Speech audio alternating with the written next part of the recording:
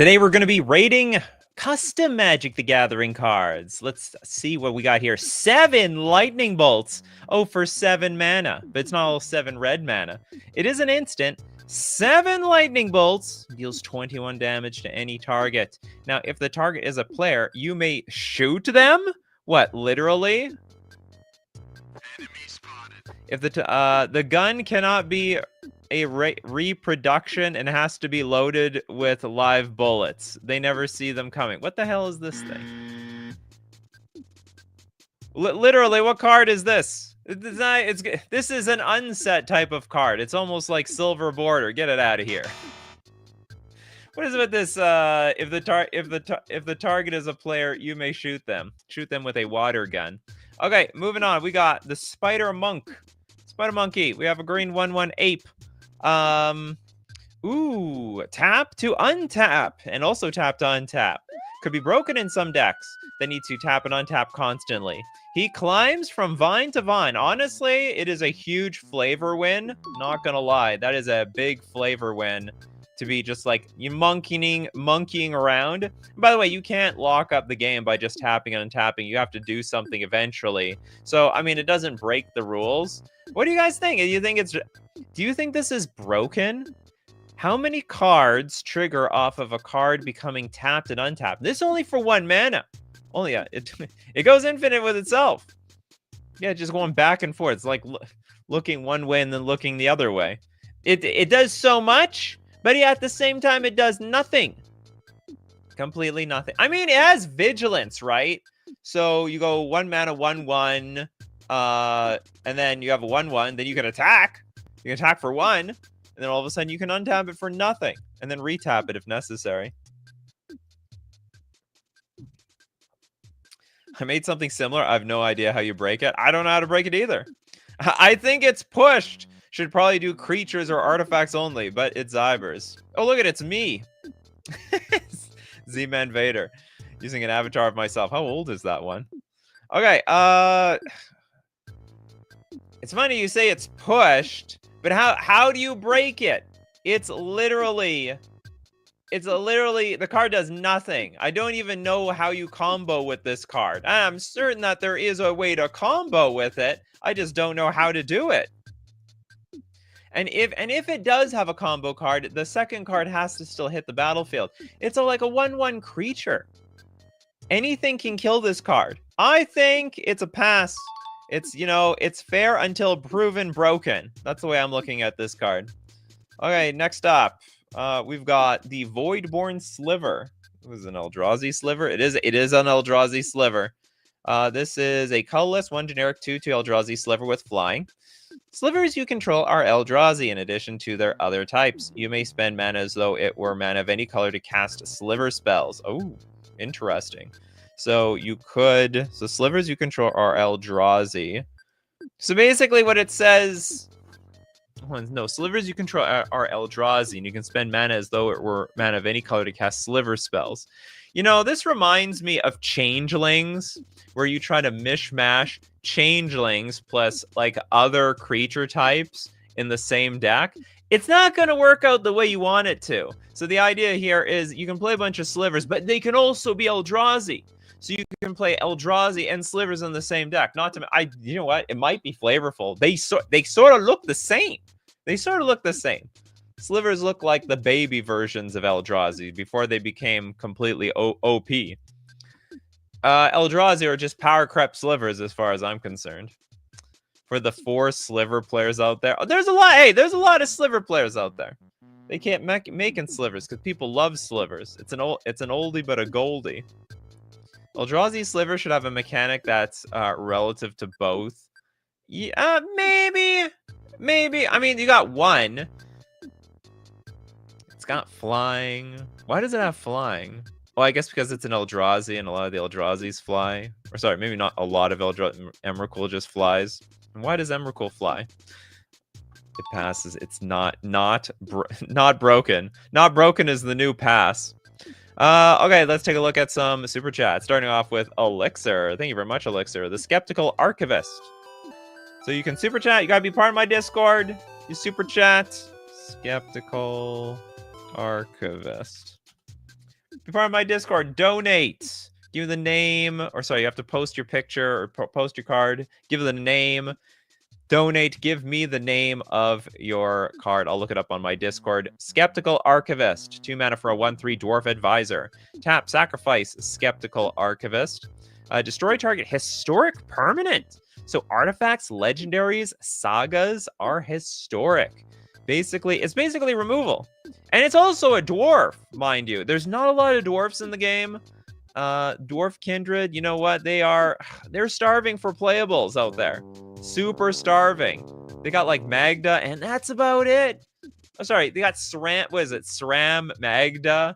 So this maybe can boost the, Oh, are we doing bingo? Oh, we got a bingo card. We do have a bingo card. I totally forgot. We do have a bingo card. Yeah, let's not forget about the bingo card. Okay, if we miss anything, we can go back and get on it. Okay, anyway, sacrifice Skeptical Archivist. I think this is a cool idea. I think it could actually have 2 power. I'm not lying. Dwarves are so bad. Why not power creep the dwarves a little bit? I mean, maybe the other problem, I don't know if this is really a problem. Let's say anybody can play this card. Is a 2 mana 2/3 that can sack itself to exchange with artifacts and sagas and legendaries so bad. It does kill like commanders, I suppose.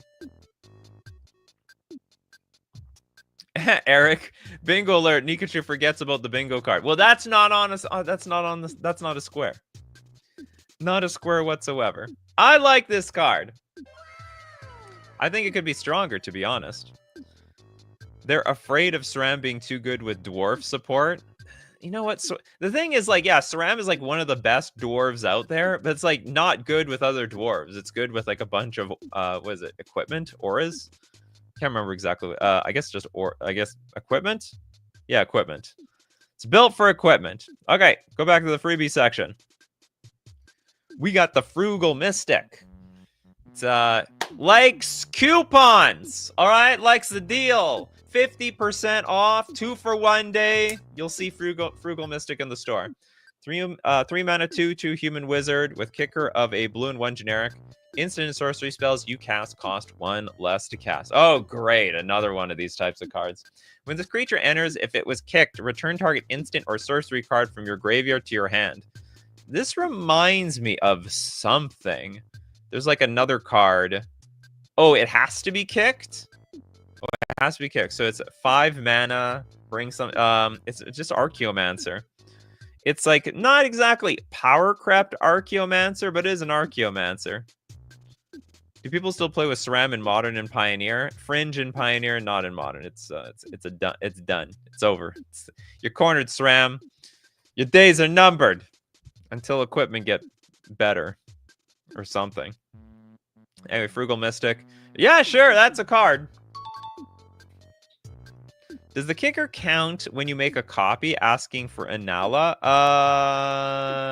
Probably not. I mean, I don't know what Anala is. You need to literally pay the kicker. If you don't pay the kicker, you don't get the ability. Oh, is this like a fixed Archaeomancer so you can't blink the thing? Not that I think Archaeomancer needs to be fixed. That's like the last thing that needs to be fixed in this world. Imagine fixing very fair normal cards. Okay, next up. Let's give a super chat to Corbinek. Remember, if you have 2 or more cards, we'll check it out after the sponsor segment of the show in 30 minutes. Return from Exile. It's like the opposite of Path to Exile. Return from Exile. This is like an old card from you, Corbinek. Okay, it's a black sorcery. Return a card in exile to its owner's hand. Okay, so you can give somebody else their own card back. This card is put into exile instead of the graveyard after it's cast. It's almost like a switcheroo. All right, returning from exile is going to make the ultimate sacrifice, exiling itself so you can get a card back. It's the best I can. The best I can think about this card. It's like a weird Snapcaster Mage. Sort of. When you reach for the flesh, yeah. Hey, nothing's leaving the graveyard in this case. Or I guess if it would be put in the graveyard, it's gone anyway. Plowshares, really? What the heck? I prefer the sword, thank you very much. Ah, you thought you could exile my creature. Well, guess what? I'm returning from exile. This is basically the sequel to Path to Exile. Cool card. It's becoming flesh again, technically. Does this hit anything on our square? 4-color, new creature type, Super Chat, complete bingo, Major Series, Yu-Gi-Oh card, that's so specific. Nope. We haven't hit anything. Everything so far is smooth and steady around here. We have a Mantis God. This is a legendary creature, beast, insect god, I do believe. 5 card types, 5 words a name, 5 words in card type. We've got a bingo. We've just when I said that we haven't got no bingos yet, we got a bingo. The beast insect god. When bugs are gods. Probably that was a thing in Egypt or something. Black green for a 1/1. It's got triple strike. Oh no. This is gonna deal 3 damage. Sorry, it's gonna deal 1 damage 3 times. Whenever Mantis God deals combat damage to a player, create a 1/1 green squirrel creature token. You hear that, Toads? We have squirrel support in the most unlikely of cards. Why did they do that, by the way? That makes no sense. Yeah, triple strike. Just for good measure. This is from the Inscription video game. Oh, is it? Is there some lore behind this? In Leshy's domain exists a perfect being. No, I'm not familiar. I've got no idea. Beast insect gods. What would a beast insect god do for you? It would give you a lovely little squirrel. Enjoy your squirrel around here. Mantis god will die before the last strike hits if it's blocked. God will die before the last... No, not necessarily. If it's got triple strike, I mean, it's like first strike and double strike, right? Or actually, how would triple strike work? I'm assuming it would be an extra combat step for triple strike. So you deal 1 damage for triple strike, 1 damage for the double strike, and then 1 damage for regular strike. So, I mean, the creature has to have 3 toughness or better, or it's gonna die first.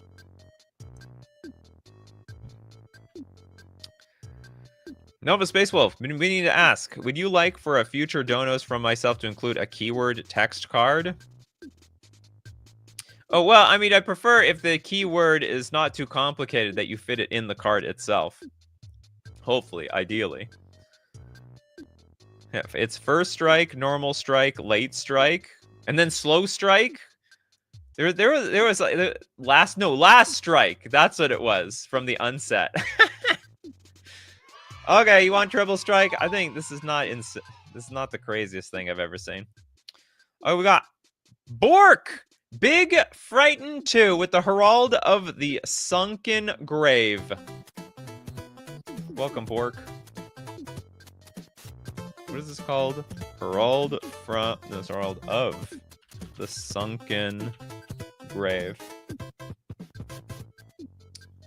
This is a black-blue 3 generic 2/4. Oh, it's a zombie merfolk, and it's legendary. Merfolk you control have black tap. Pay 3 life. Return target creature card from your graveyard to the battlefield that was put there from your hand or library this turn. Well, that is a bit weird. It's a zombie in addition to its other types. Whenever a merfolk you control becomes tapped, you may pay 4. If you do, draw a card, then discard a card. This card is reduced by 1 for each zombie you control. Oh, so if I get enough zombies in play, it's basically free. If I look at this type of card, it seems like it's more for zombies than merfolk. I'm like, how can I use this in a merfolk deck? And I'm like, I can't. This is not working. This is not working. Return target creature card. Oh, so it's any creature. It just so happens to be a merfolk, but really it should be for the zombie decks. Oh, we got a bingo. We got a bingo alert for Ginkgo with a 5+ in name. We can always count on 5+ words in name. Reaching for 6 is just near damn impossible. Yeah, so as a zombie card, this might be more possible. There's like a lot of zombies, I think, like discard a card to enable an effect, so you can dump zombies into your graveyard, or even self-mill yourself with some I think some zombies mill you to get more zombies into the graveyard to then enable this. You have to do it on the same turn. Very restrictive for some reason. Why can't we just do this whenever? Double black, tap, pay 3 life. I think you could do it. I think you can do it whenever. But you know what? You've put a lot of safety breaks on this card. Totally fine. To some man overboard. Seems eerily similar to Fresh Recruit. Oh yes. See, to the zombie players, every dead creature is a new creature for themselves. Perfect for my Liliana zombie deck. Sorry, Nikachu. It was supposed to be sort of a bridge to a Merfolk zombie tribal deck. You know, as a Merfolk player, and I've been playing Merfolk for a long time, I have no damn clue how I would use this. It's just, I would just go all in on whenever Merfolk control becomes tapped. Oh, I see. This ability is strictly for Merfolk. There's like I think there's like maybe 1 or 2 other zombie Merfolk out there. Very hard to make it work, but wait, this is the second time we see 2 kindred cards bleeding into each other. We got the Eldrazi Slivers and now the zombie Merfolk. What a coincidence. Freebie section. Training Sorcerer. No image, but it's a 2-mana human sorcerer with level up of 1. It's a 2/2, so it's basically Grizzly Bear upon inception. Level 1 to 5. Whenever you put a level counter on Training Sorcerer, draw a card. You ever put oh, so we actually get paid to do this. For no other reason. I'm like leveling this up just to draw cards. That also looks a little, I don't want to say it's busted, but this is a 2/2 for 2 that next turn you can just pay 3 mana and draw 3 cards. Right? The level up, it costs just 1 red. Okay, then when we get to level 6, whenever you put a level counter on Training Sorcerer, it deals 2 damage to any target, then draw a card. Oh my god! I really don't like the look of that. This is really disgusting, actually. What I really find innovative about this card is that it gives you a reason to keep leveling up your card beyond the maximum. All the other level up cards, first off, it was never worth it to level up the card. But then even if you got to the top, there was no reason to level it up anymore. This card does that. 2 damage to any target, and you keep drawing cards. This card does nothing otherwise. Levels 1 to 5 are discard, then draw. Is it whenever you put a level counter? Draw. No, you just draw a card. This is pure value. You have to discard? How does it say level up? Oh, I have to read the whole thing. Level up, red, discard a card to draw a card. Okay, now this is actually way more fair. Nikachu can't read cards! Where's the Nikachu can't read cards? It's got to be here somewhere. Nikachu can't read cards. There we go. We got another one, Coffee Crew. We got another one. That's how we turn embarrassment into value on this show. Can you proliferate the level counters? Absolutely. Counter's a counter. Reading the card explains the card. Look, I've never seen... This is a very innovative level up card. Don't get me wrong. But I never saw, like, in addition to other mana, in addition to paying mana to level up a card. Discarding a card, maybe attacking with a creature, bouncing a creature, maybe returning a land back to your hand.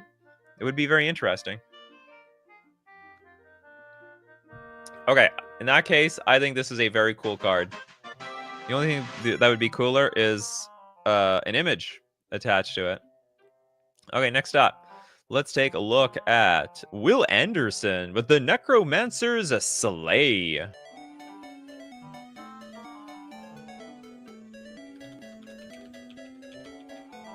Is this like Slight? Necromancer's Slight. Black for an instant. It's got Chroma. Does everyone remember what Chroma is? I believe it's like Devotion. I think it's exactly Devotion. It's just the old templating for Devotion before Devotion was Devotion. Return target creature card from a graveyard to its owner's hand.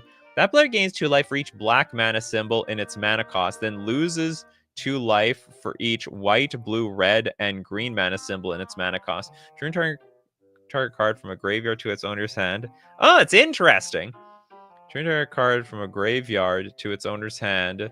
That player gains 2 life for each black mana symbol in its cost. So if you return your own card, you gain life. But if you return your opponent's card, they lose life. It's actually, is there a downside? I mean, don't get me wrong. 2 mana, bounce your card back to your hand from the graveyard. Not exactly the hottest tech of all techs out there. It's the opposite of devotion. Oh, you mean like there's nothing on the battlefield? Ooh, we're recycling an old mechanic. Good catch. Super old. So old, it's retired. It's a retired old mechanic around here. I think it's cool. I think this is very fresh, honestly. It's a fresh new idea. We're taking the old and we're making it new. But we're not making it blue. We're making it black. And evil. Basically, let's burn. Loses 2 life for each one. I would not be surprised that this card is somehow like a really broken sideboard card versus, like, if there's an Omnath in the graveyard, you killed an Omnath, you go Necromancer's Slay, you could just you might be able to kill your opponent in one shot, right? I mean, it deals 8 damage to a 4-color. If you return a 4-color card, but they have to die instantly. Because if you're going to give them Omnath, then they're going to gain a bunch of life. So it has to be that one-shot kill. Very funny card. Ahmed asks, when's the next Bad Combos episode? I think it's tomorrow. If I'm not mistaken, I think it's tomorrow. Okay, Season of Prosperity. We have a Selesnya, 3 generic enchantment. If an effect would create 1 or more tokens under your control, it creates that many +1 of those tokens instead. If an effect would put 1 or more counters on a permanent you control, it puts that many +1 of those counters on that permanent instead. Is this not like the same thing as... Is this not already a card? I can't remember what that's called, though. It's got Wolves, Doubling Season, but not Doubling Season. No, it's not even Doubling Season. Or is it Doubling Season?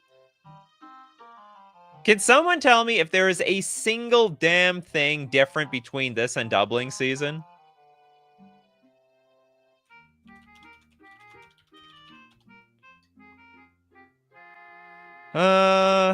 This is 5 mana. If an effect would put 1 or more counter, it's the same thing. It's just cheaper.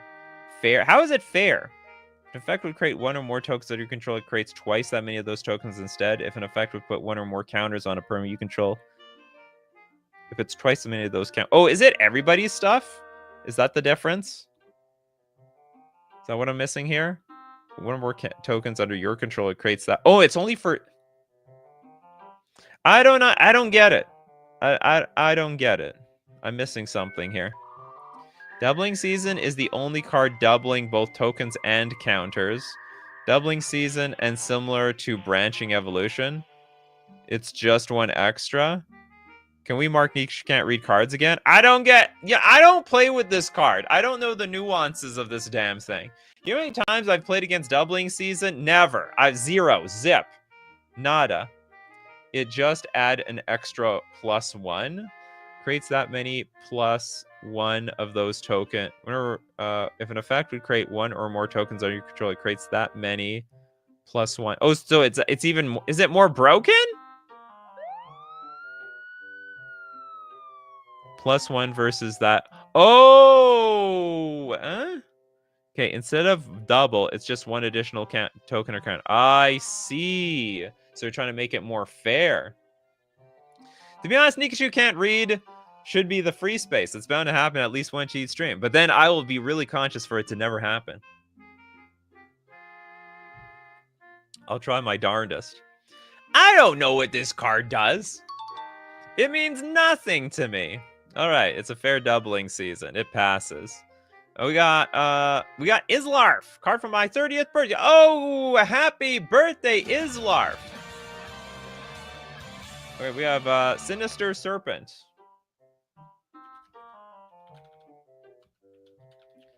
So you're telling me this is a Yu-Gi-Oh card. All right.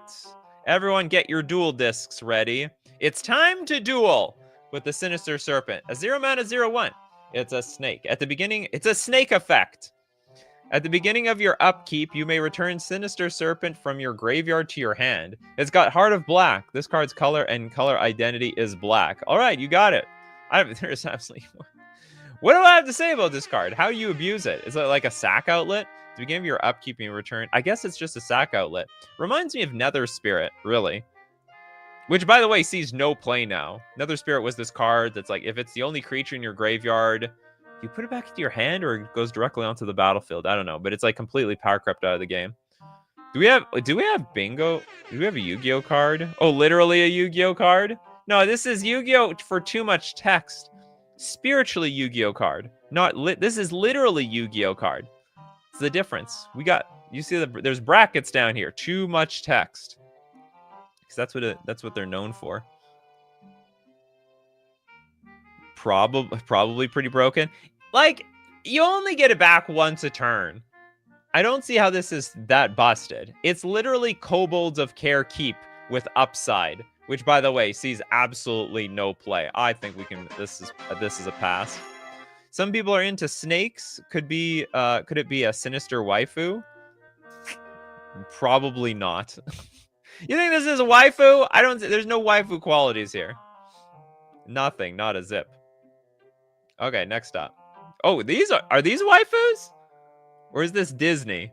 I can't tell if this art is more anime or Disney. It's like a mishmash of both of them. No, we'll get a hardcore waifu later on in the stream. Nullhide Smasher. Green 3 generic for a 6/6 beast. If this spell is countered, put it onto the battlefield with 3 -1/-1 counters on it, instead of putting it anywhere else. Ooh, that is super innovative. That's a great idea.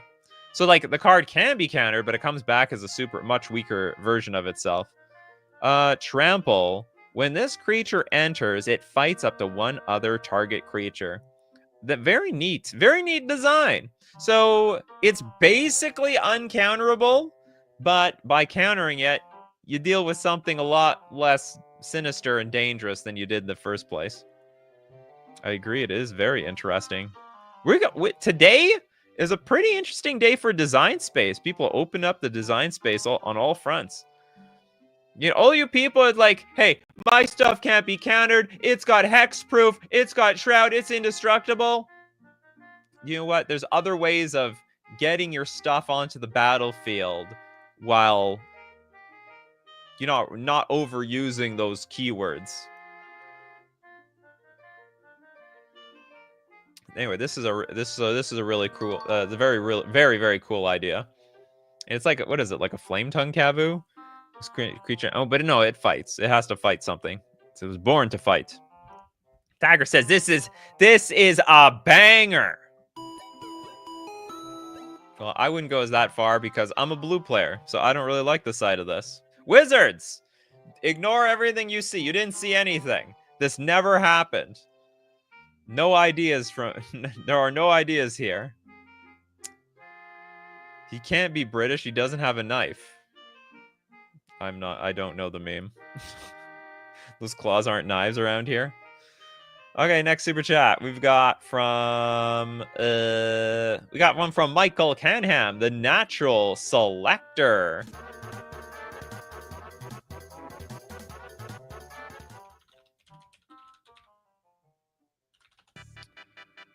Okay, let's take a look at the Natural Selector.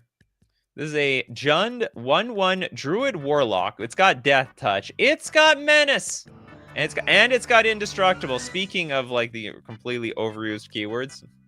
Why does it need to have Menace and Indestructible? And Death Touch. That's insane. It's like, don't block me. And don't even dare. You have no chance in combat. It's not gonna happen. Natural Selector attacks each turn if able. Natural Selector must be blocked if possible. Just keep one creature on the board, all right? It can't block. Whenever a creature dies, each creature gets a +1/+1 counter. Each creature? including yours and theirs. Oh, it's only a 1/1, so it can only kill one thing. So you attack, they can gang block, they kill one thing, everything grows. This is a Chaos Ensues type of card. You know what? This is like, we don't know what this is going to do. This could do anything in the game.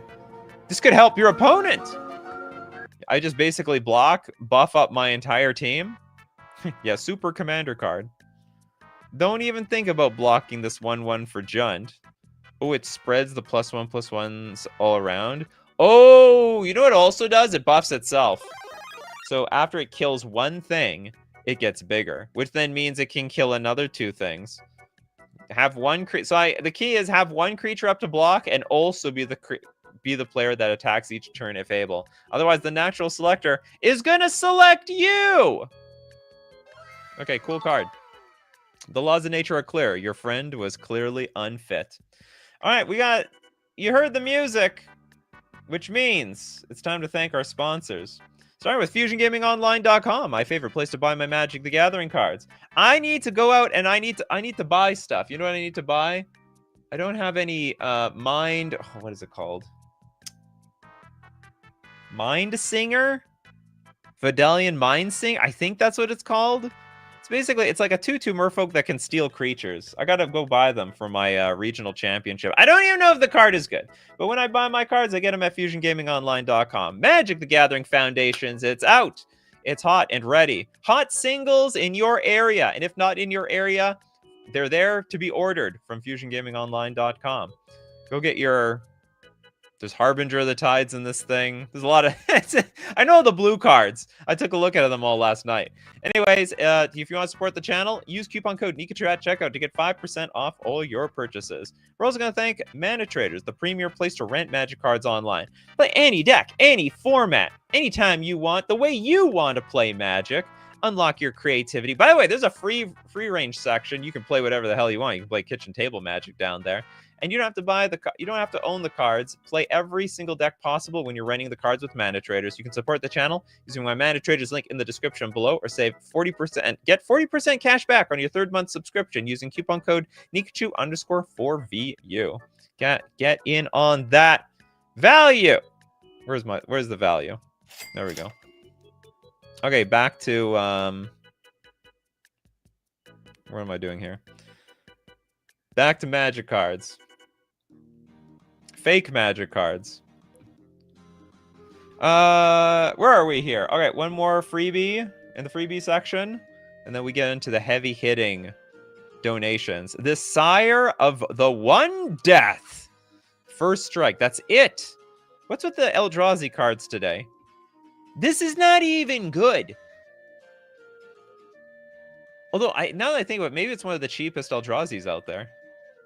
Bingo alert, you said Chaos Ensue, so cross Chaos, and I did not. I might have said, did Chaos ensue? Chaos did not ensue, but I will give you this. We did hear the music. Forgot about that. We have to, that was for making it through the first half. I should say the first quarter of these shows. These shows are always like 2 hours long. So everyone, is this any good? Like, it's fine. It's not very exciting, though. It's very big for a 1/1 creature. Or maybe it's just a perspective thing. It's 1/1 for the first strike. I guess, well, it's not a strictly better Mem Knight, that's for sure. What happened to the P9S code? Oh, that's long dead. That only existed for 1 month, but it was legendary. Okay, yeah, I'll give it a pass. Doesn't have flavor text. Okay, next up, we've got a lot of big donations. We got Morbid Panda coming off with Ravenloft set part 8 with the vampires and tokens.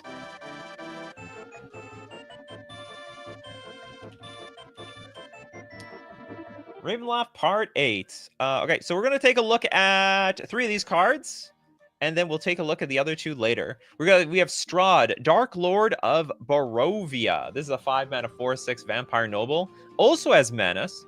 Whenever Strahd, Dark Lord of Barovia deals combat damage to a player or a creature dealt damage by Strahd this turn dies, create a blood token.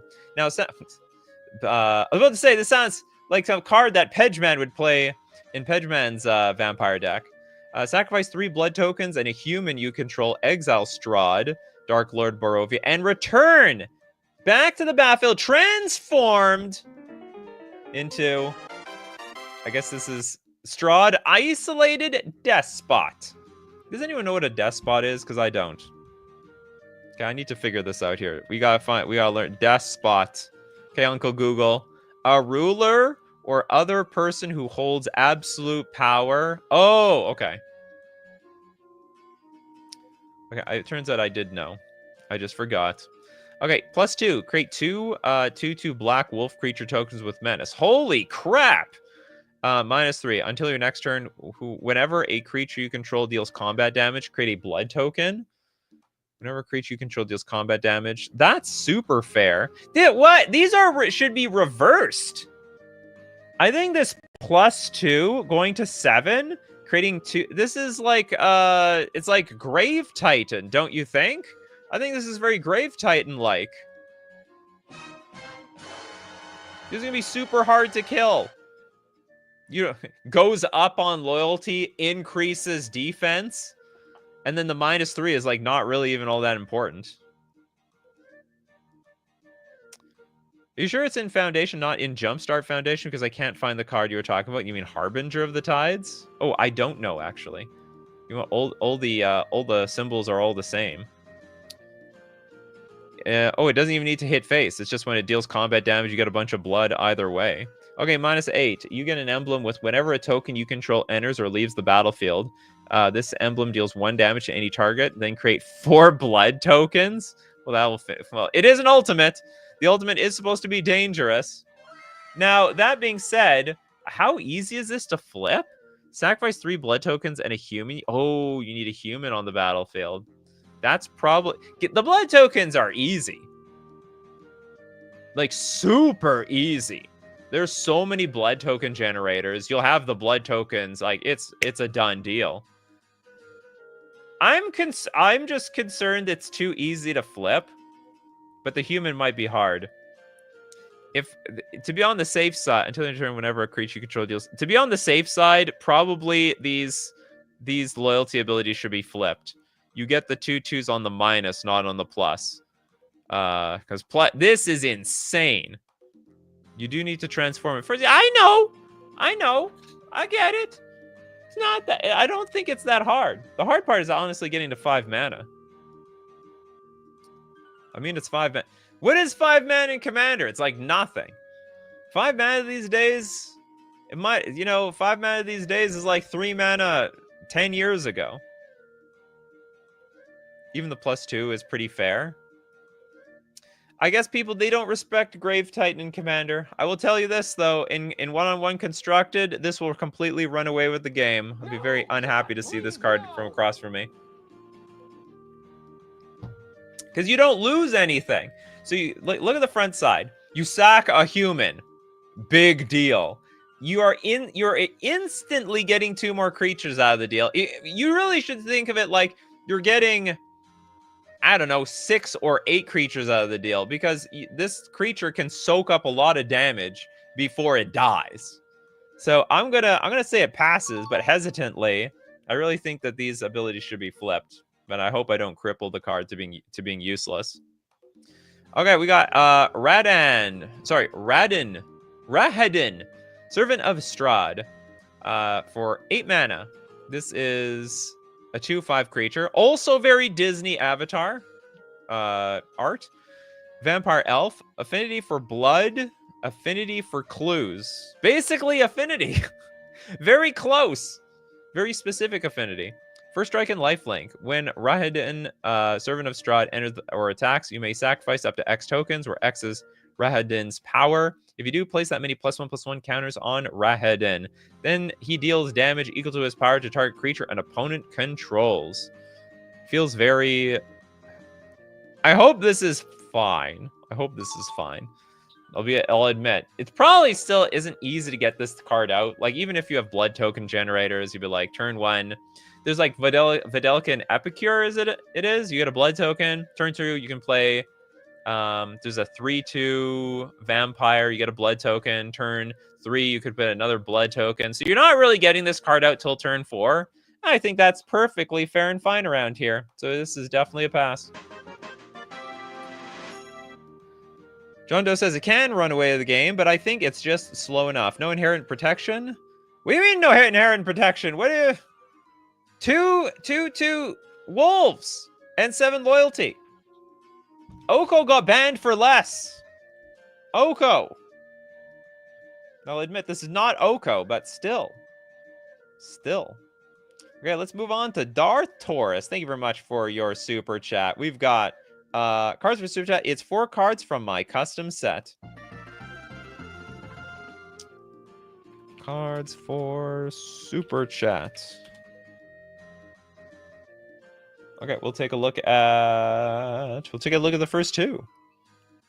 Split cards are very popular. Sumptorium. 2 Phyrexian and 2 generic, so basically 4 life and 2 mana. If life was spent to cast Sumptorium, create a number of 1/1 colorless cloddy creature tokens with haste equal to the amount of life spent. Create a number of 1/1. So if I pay 4 life, I get 4 1/1s. Sumptorium doesn't untap on your untap step. Tap, pay X life, create X 1/1 colorless cloddy creature tokens with haste. It's broken. I mean, it's broken. What is going on here? I could just like dump most of my life into this thing. Pay a black, 1 generic, sacrifice 1 or more cloddy creature tokens, untap Sumptorium, gain 1 life for each cloddy creature token sacrificed this way. It's insane. It's absolutely insane. If anyone had any brains, they would easily just go like turn 2, pay the 4 life, get 4 1/1s, and then next turn, no, immediately you can pay for it. So you pay 4 life. I would sink almost all my life into this. I mean, you just have a 1/1 army. Pyroclasm or death. You get tokens for life. Yeah. Oh, it's a ease. But you're too freely getting the tokens for that life. Like it's an easy exchange. I mean, unless you're up against a burn deck, this is like a no-brainer. You can easily put someone in a situation, especially even in Legacy, go like turn 1 City of Traders, play this, get a bunch of 1/1s. You don't just get tokens, you get free mana as well. We get mana here? Pay X life, create X. It doesn't even come into play tapped. Broken with that custom card that gives you the +1 extra token. We got combos here. This with a token duplicator, then pay 39 life. Yeah, basically. You would be insane not to pay almost the maximum. I guess almost any regular start. Like, let's say I'm playing even just 1-on-1 Magic with 20 life. I'd pay the 4 life. I get 4 tokens. I'd pay the rest. I'd go to 1. I have 19. Oh, they have haste too? Did I miss that? And they have haste. This is bonkers. No. Okay, first off, okay, step 1. You can't get tokens for paying life on this. Step 2, there must be some activated ability on this. Probably. This is like the necropotence for like making 1/1 dinks. And they can't have haste. I don't know how to fix this, honestly, because it's funny, you have this this thing where it doesn't untap on your untap step as if that's a downside. The way I'm playing it, it's not untapping because I'm sinking all my life into this thing. We're going in. We're going to YOLO here. We're going to YOLO for points. YOLO for stacks. Okay. Not much else to be said. I don't even know how to fix it. It's unfixable. And the way to fix it is putting in the trash can. Probably something you can't pay. You cannot pay life to get a 1/1. It's just too strong. Like that just creates because you create a 2-turn clock that no one can even come back from. I mean, unless they put like a flyer out really quickly. All right, let's take a look at this double-sided card. We got the Glass Cannon. It's a 3-mana artifact. Pay 2, tap. Double target defending creature's power until end of turn. If that creature would die this turn, tap it and put 2 stun counters on it instead. Exile Glass Cannon, then return it to the battlefield transformed under your control. Hold on. So if that creature would die, tap it, and put 2 stun counters on it instead. That's interesting. I don't understand the flavor, but so you can make something bigger. Oh, and I see. So you make something bigger, you attack with it. If it died for some reason, it like actually comes back. That's pretty that's a pretty cool ability. A glass cannon is strong. Well, it's not that glass cannon. Seems like there's actually an insurance policy with this thing. And then it transforms into the broken glass cannon. Fading 4. If there are no fading counters on broken glass cannon, exile, then return it back to the battlefield transformed under its owner's control. Oh, so you go back to this original thing. Oh, I see. So if the creature died, exile glass cannon. Oh, I see. Does this happen no matter what? Are we exiling glass cannon? Cool glass cannon idea.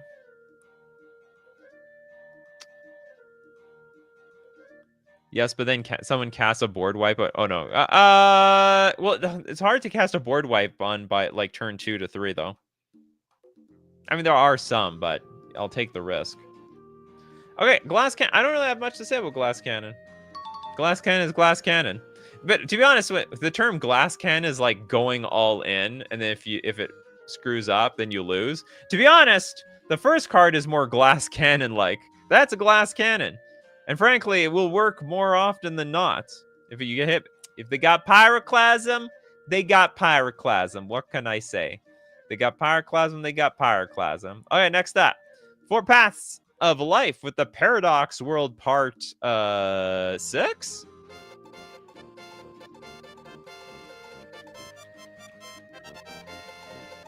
I think I know my Roman numerals. I used to have a Roman numerals watch up until the Apple Watch. Now I just trust the Apple Watch with everything. I love wearing classic watches. Okay, Paradox Jungles, a legendary land. Tap. The active player adds a green. Did we not see something like this before, or is this fixed now? Then we can tap at a colorless. That mana must be spent before you can activate this ability again this turn. I swear we've seen this. We've never seen this card before. While tapped, if another differently named spell or card's ability would be add 1 or more green, it adds 1 less green instead and untaps Paradox Jungles. I could swear we saw this one before because it confused me last time. That was the Paradox Mountain. Oh, this is the sequel? So this is just all part of the same mechanic? I still don't know what this thing does. There's one for... Do we need to see... There's one for every color? Oh, great. I have to be confused every single week. Every week I don't have to... I can enjoy not understanding the Paradox Jungles.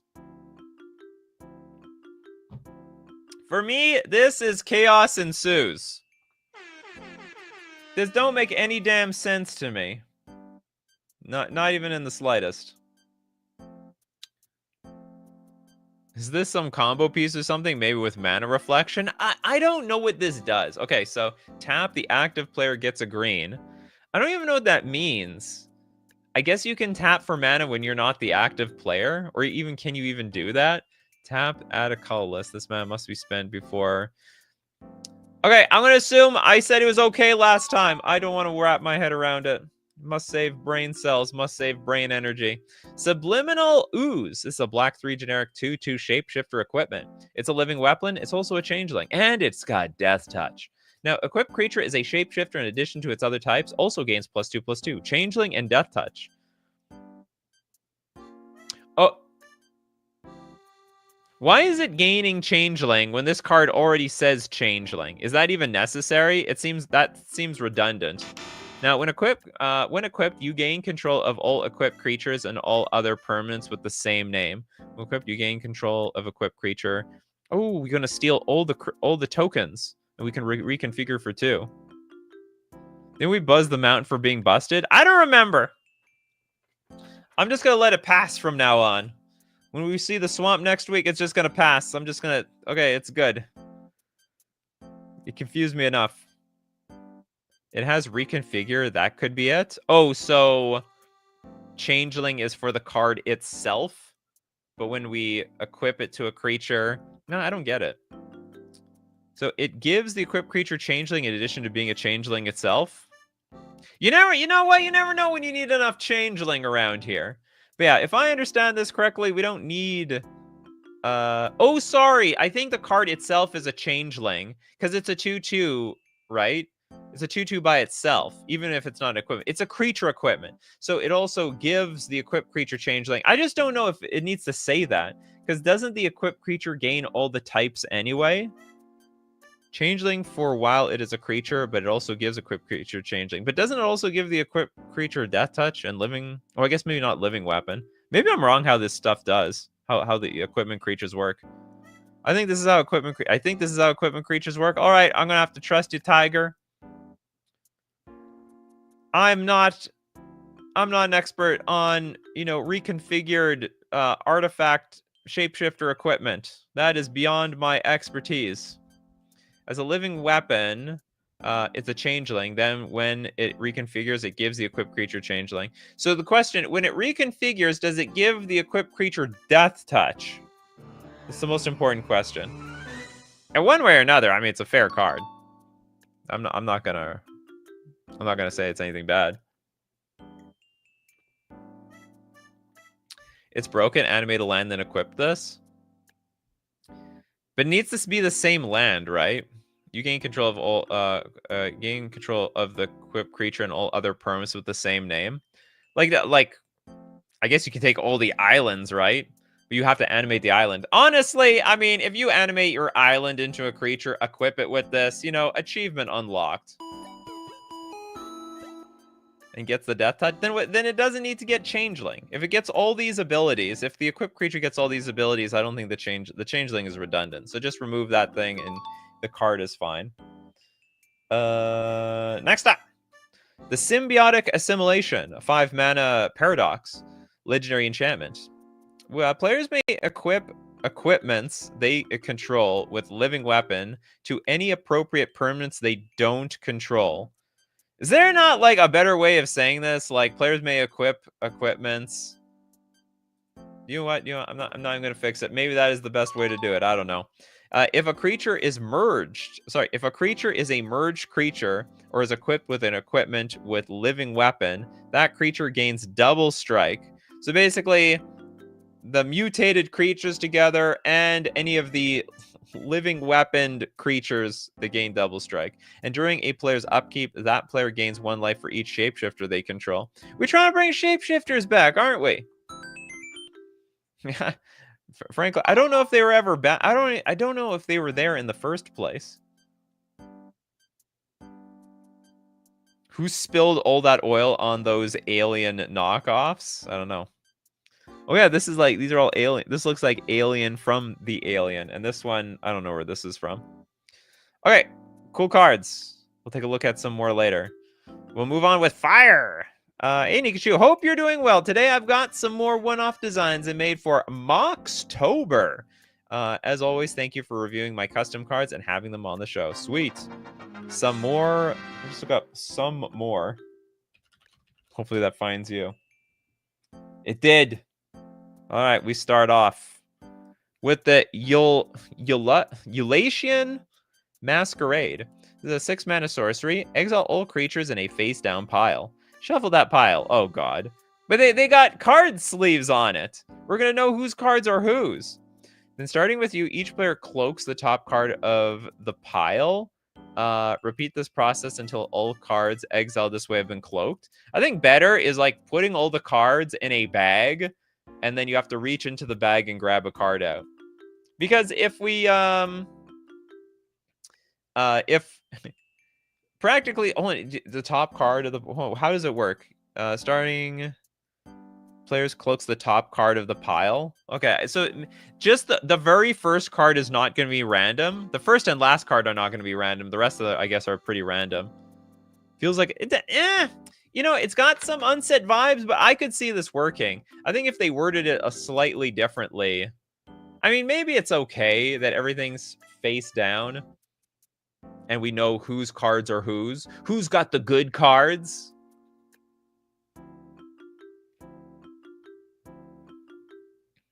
As a digital card. Coming to Alchemy near you.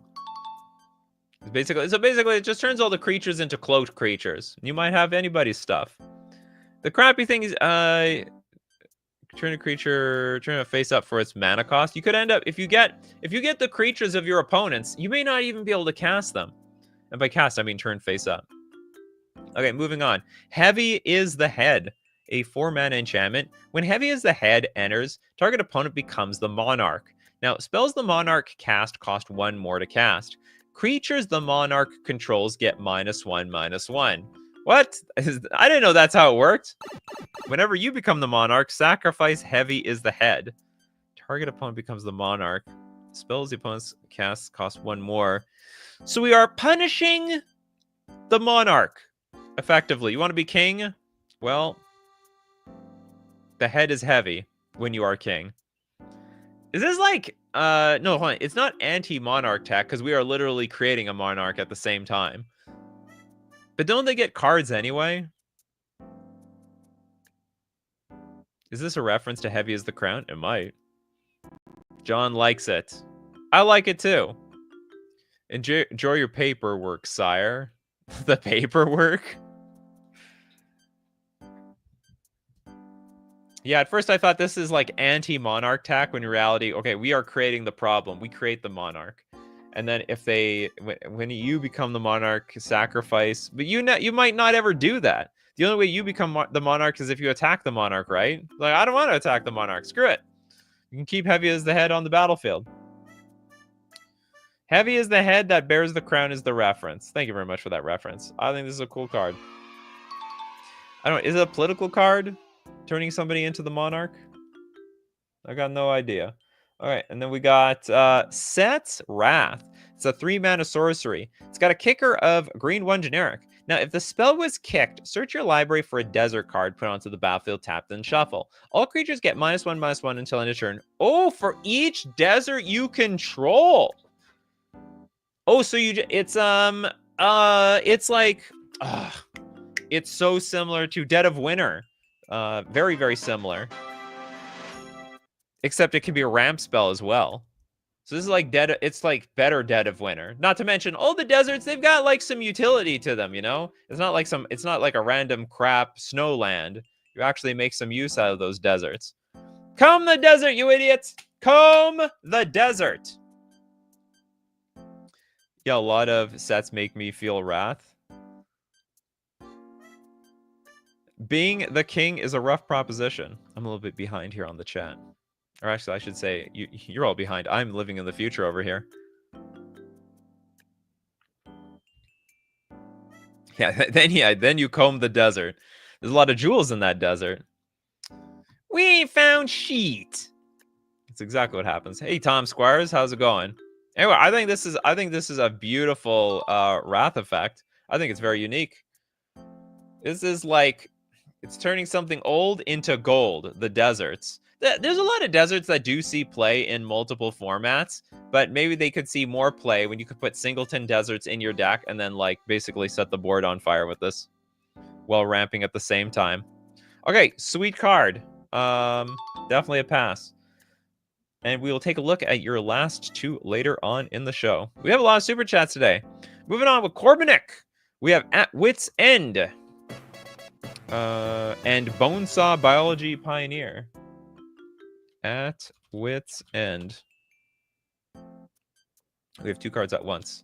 Okay. Whoa! 7 blue mana. Blue, blue, blue, blue, blue, blue, blue. It blew me away. Sorcery. All players search their libraries for 10 cards. Oh, by the way, hold on.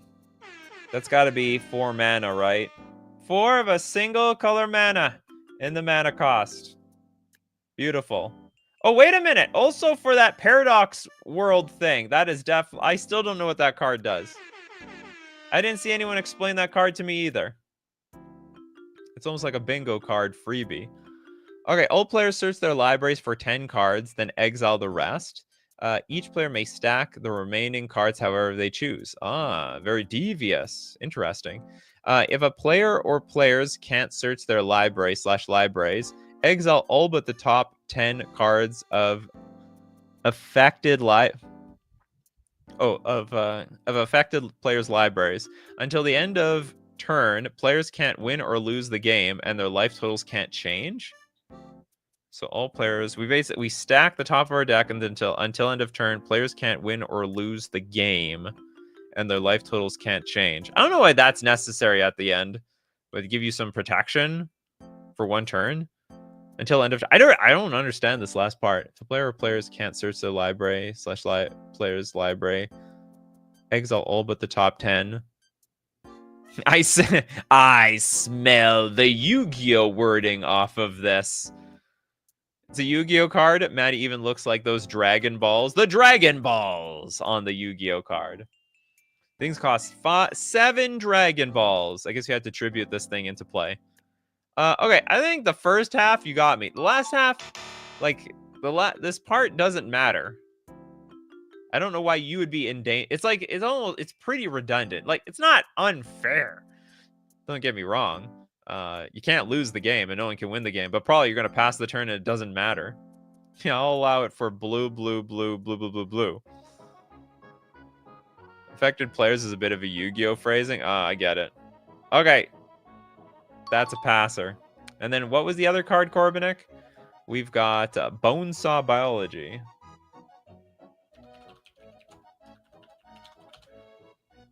Bonesaws ready. Blue, blue, green, green for a 0/3 parahuman. It's a green. Okay, for a green, regenerate target creature you control. It gains a stun counter. Green. What? Regenerate target creature. Oh, I see. Okay, that's pretty interesting. I don't. Is regeneration so broken we have to stun our creatures at the same time?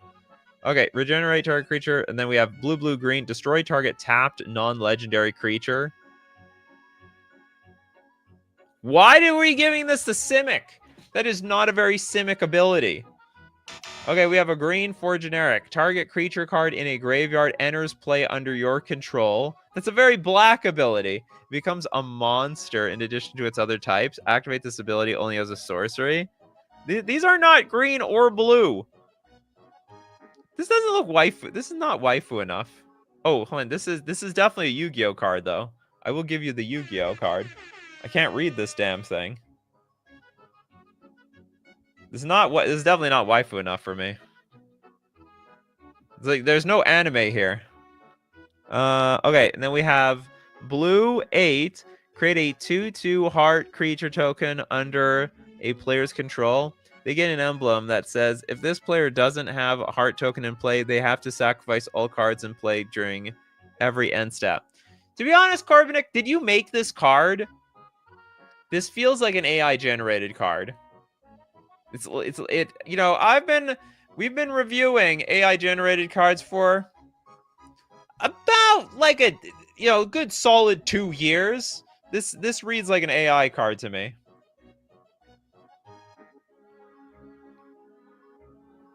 It's character specific. It's biology hardly a blue or green thing. But then you made it blue and green. Could have made it black and red if you wanted to. You actually made the card. You've been watching so much AI generated stuff that you made this thing. Okay, is it really broken? I guess not. I mean, it's basically a worthless 0/3 for 4 mana that can destroy only tapped non-legendary creatures. I'm gonna give it a pass. But it is so far off from what would be like flavor-wise, a Magic the Gathering card. Just super far off. Next up, let's get some cards from the Damn Draws. Shackles, a take on Cursed Equipment.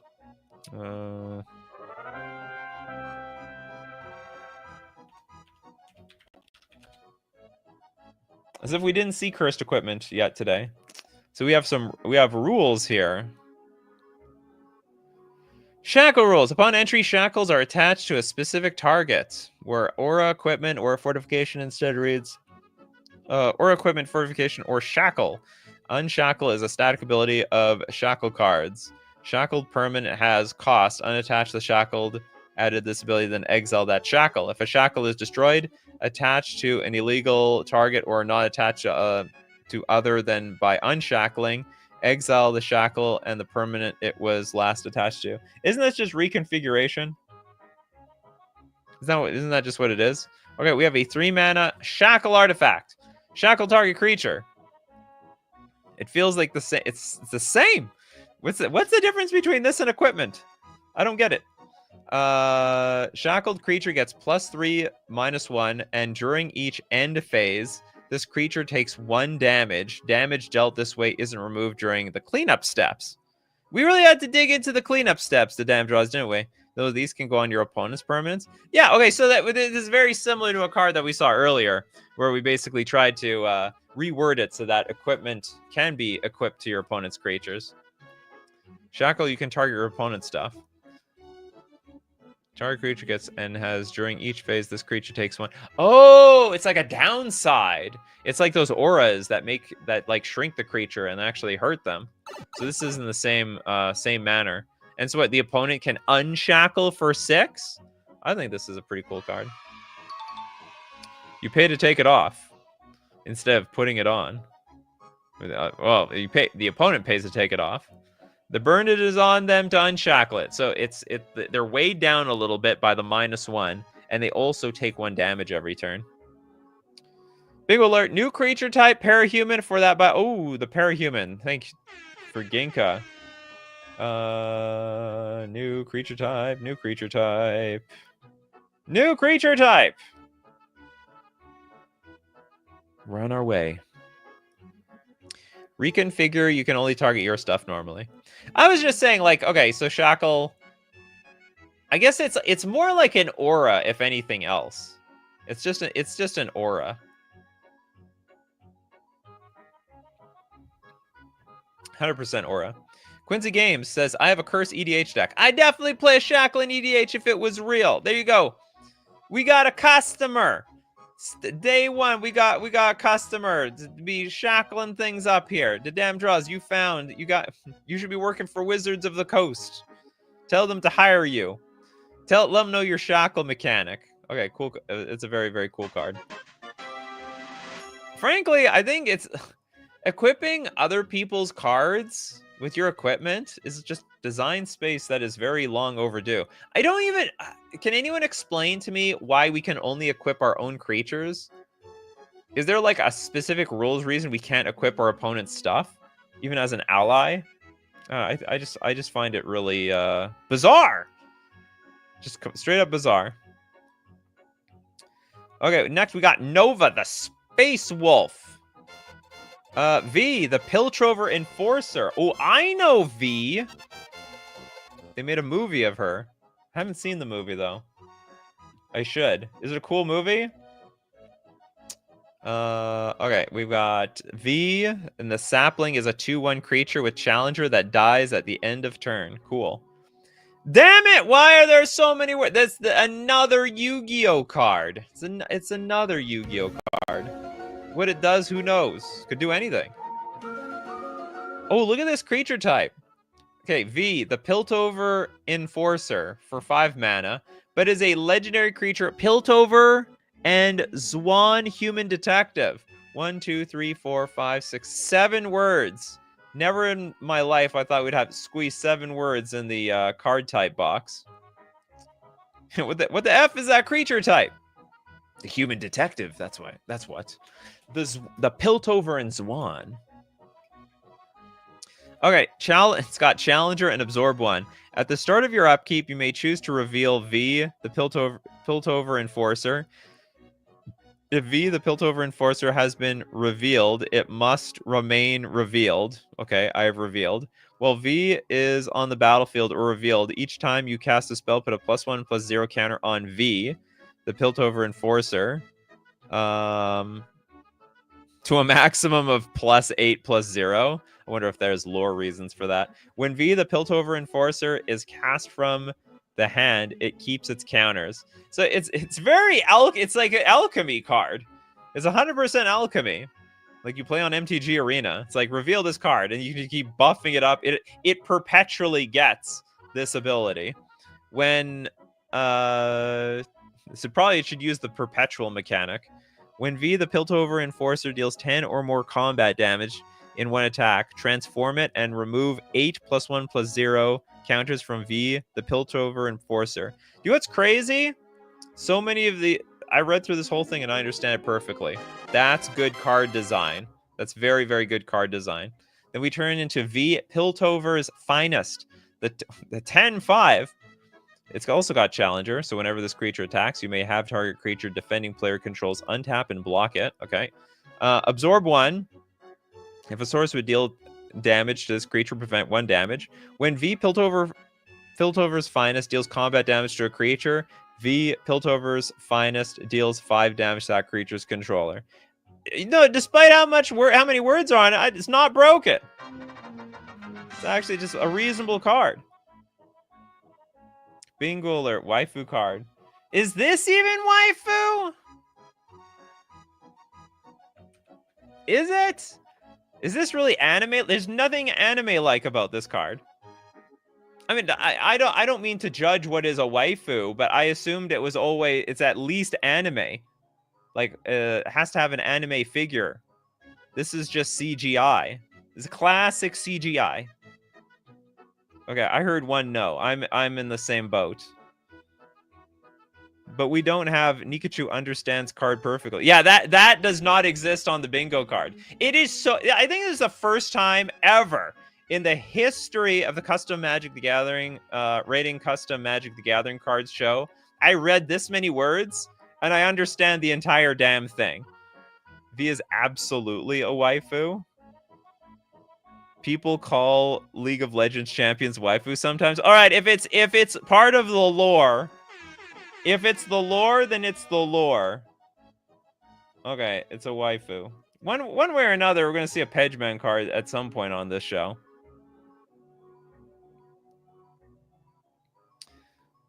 Waifu is a girl you want as a wife, so it is debatable what is considered a waifu. Usually, but yeah, but like anyway, like I said, maybe I don't know the full spectrum of waifu. I don't mean to, stereotype what a waifu is. I'm learning, all right? This is too zoomer for me. I'm a boomer over here. She has Rule 34 of her a lot actually. You would know, not me. I forgot that V exists. Okay, this is a super sweet card, by the way.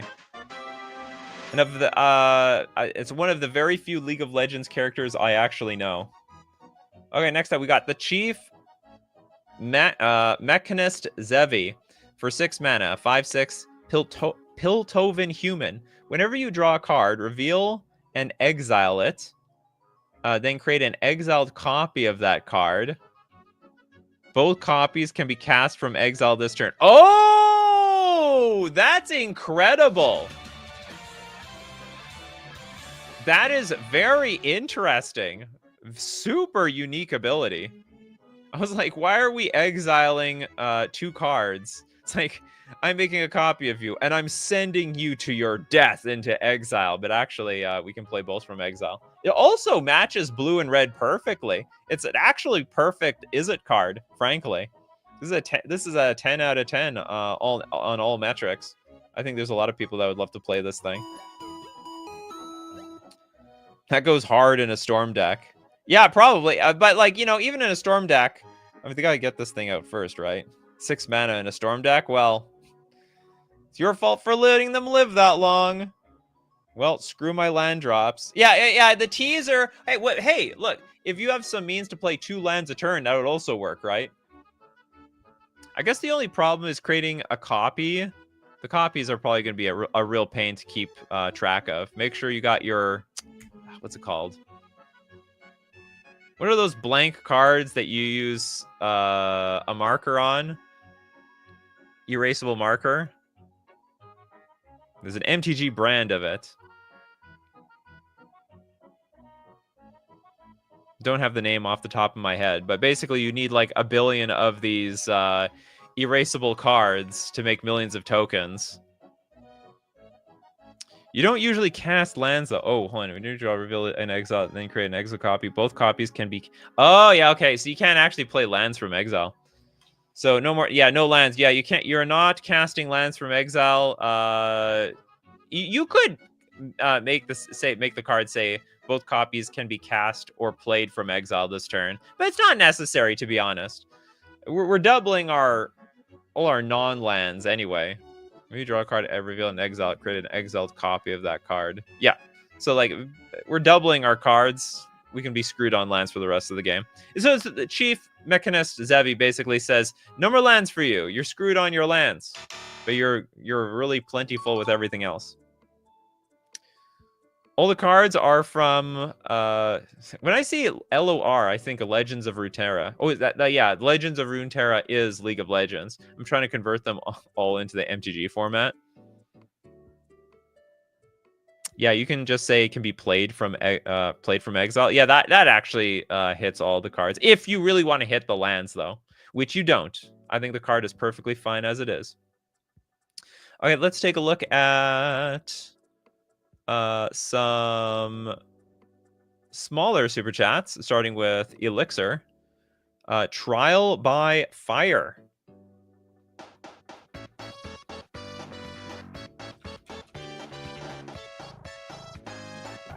Fire!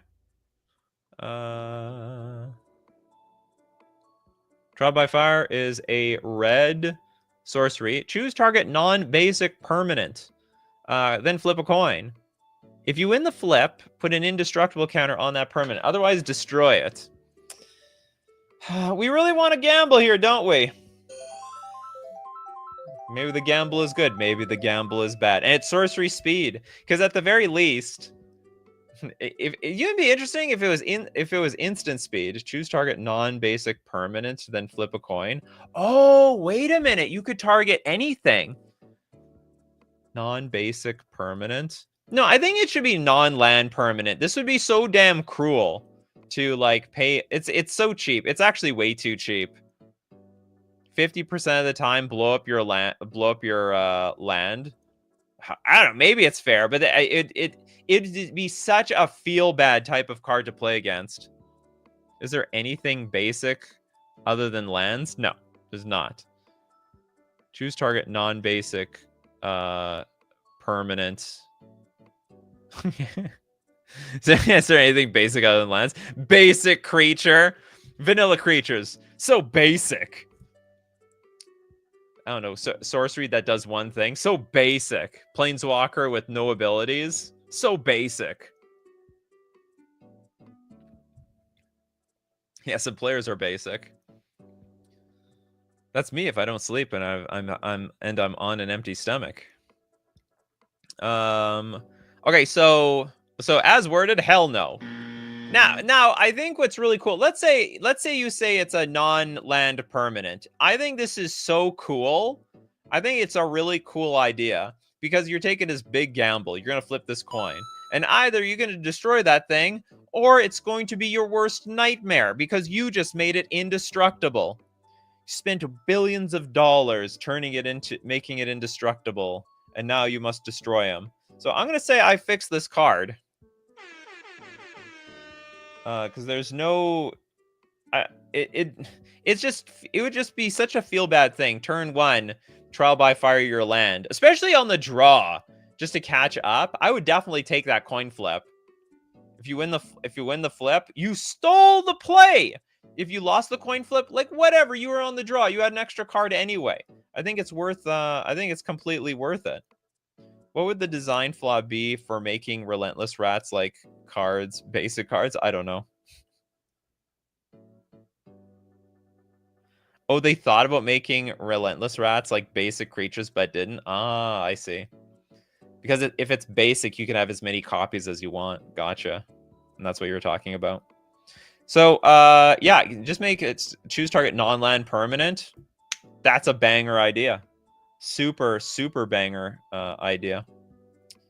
Next up, let's take a card from Surefire Selves. Unlife Contract.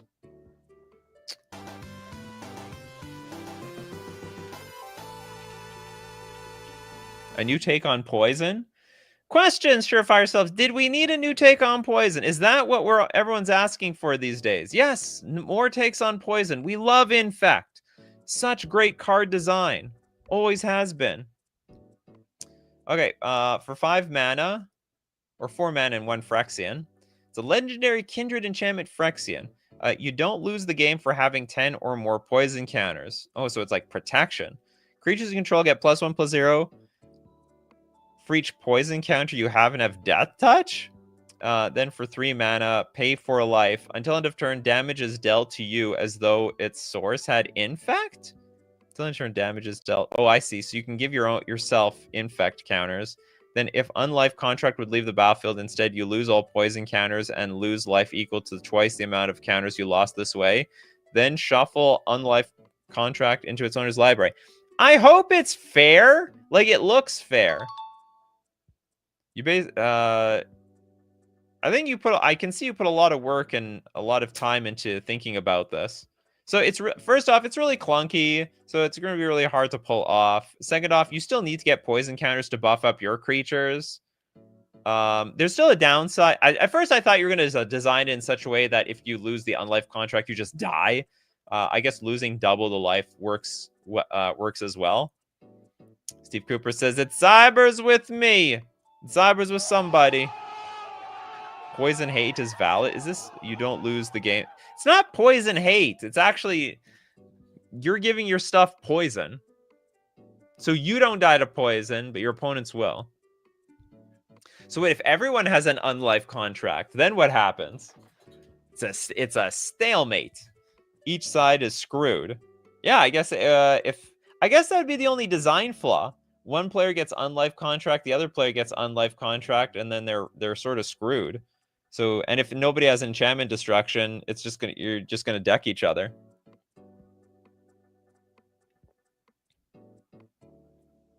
Oh, question about poison. Do you still deal normal damage?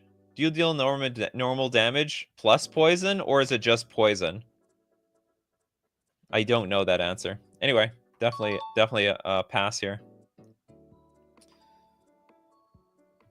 Epic Nate, this is too low. This is $5 minimum, but for $2, you get a shout out. Will Creature on Discord. Will Creature. We shout out the card for $2. There you go. You get a shout out, Epic Nate. 3 mana, Human Soldier. It looks beautiful. Okay, next up. Okay, time to look at the rest of the cards from the Morbid Panda from the Ravencroft set. Or sorry, Ravenloft.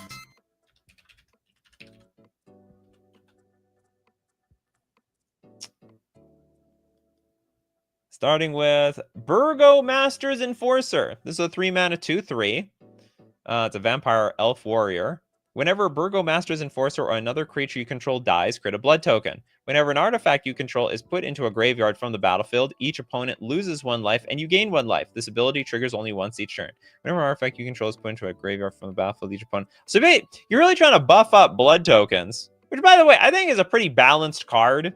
It's see play, all right? Blood tokens, we see them in Pioneer, we're seeing them in Pauper, we see them in Commander. We have a nice, good balance of blood token play. You're just trying to take it overboard, but maybe that's what these blood tokens need. Gonna make tokens amazing. Okay, then the Nightmare Tracker. This is a 2 mana 2/2 human warrior. When Nightmare Tracker enters, if you control a clue token, create a token copy of up to 1 target clue you control. Then repeat this process for blood and a food. Is this like that machine that if you make 1 token, you get 1 of each? So when it enters, if you control a clue token, create a token of up to 1 target clue. Then repeat this process for a blood and a food. Oh, okay, I see. So if you got a clue, you get another clue. If you got a blood, you get another blood. If you got a food, you got another food. This is going to be a Samwise Gamgee card, I think. If I understand that correctly. Oh, and a question. My question was answered about the poison and toxic. All right, just poison. Toxic is regular damage plus extra poison. Oh my god. So you're telling me we have 3 infects? I didn't know we had 3 infects in the game. I thought there's only 2. Yeah, infect damage is replaced by poison counters. That's the one I know 100%. Pedgeman is like, well, I mean, I do have plenty of blood tokens based cards because of my vampire set. Vampires is like, It's one of those creature types. People get into it. I don't know. There's a lot of vampire lore out there. I don't know, did Wizards rip off Buffy or Twilight or any of those other vampire movies? I've never watched any of them, so I have no idea if Wizards like yoinked some intellectual property from those other movies and TV shows. I need to ephemerate my nightmare tracker. Oh, absolutely. Super blink target. Super great. Value. That's what nightmare tracker. It's called nightmare value. I don't know why is it called nightmare tracker. Most people shied away from the horrors of the Barovian night, but she embraced them, willing to face anything to make her land just a little bit safer. She embraced blood tokens and so on. Darth Taurus. What else do you got for us? Let's take a look at the other few cards from your super chat.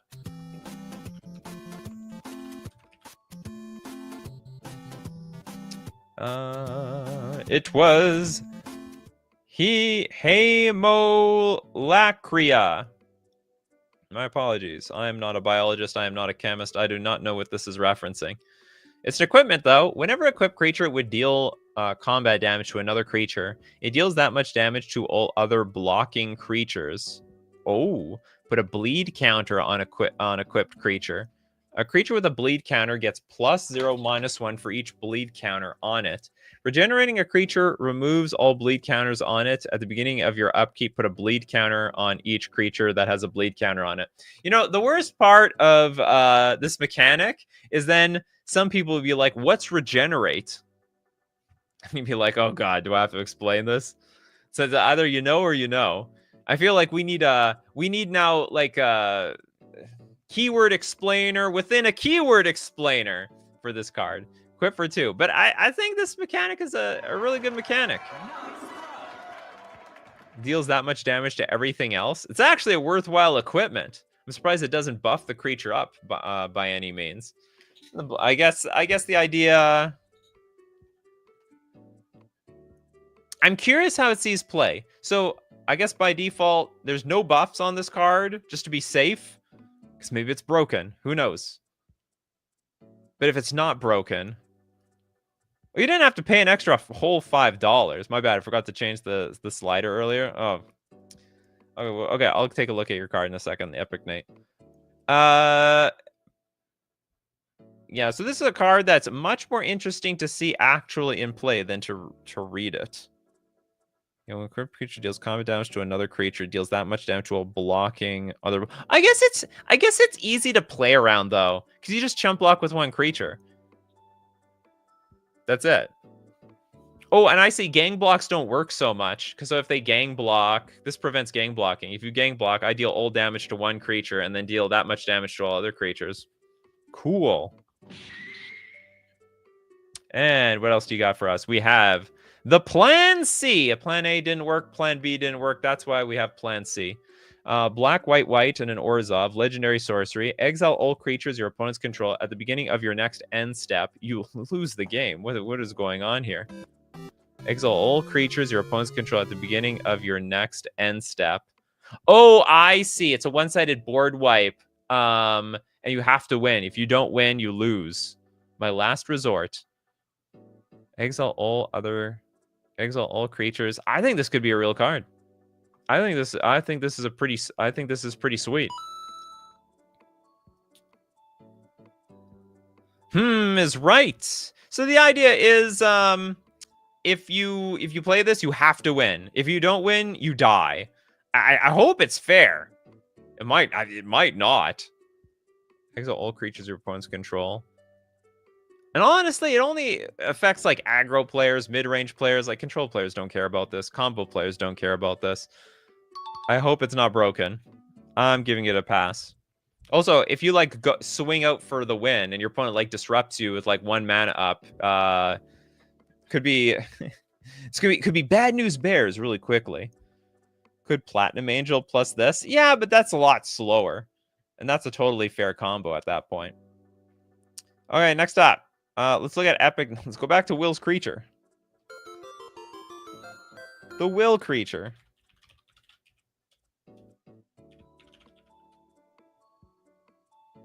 Da da da da. Okay, we got 3 mana, 3 humans, human soldier creature. When will creature enters, destroy target artifact. When will creature attacks, you may return an artifact from your graveyard to your hand.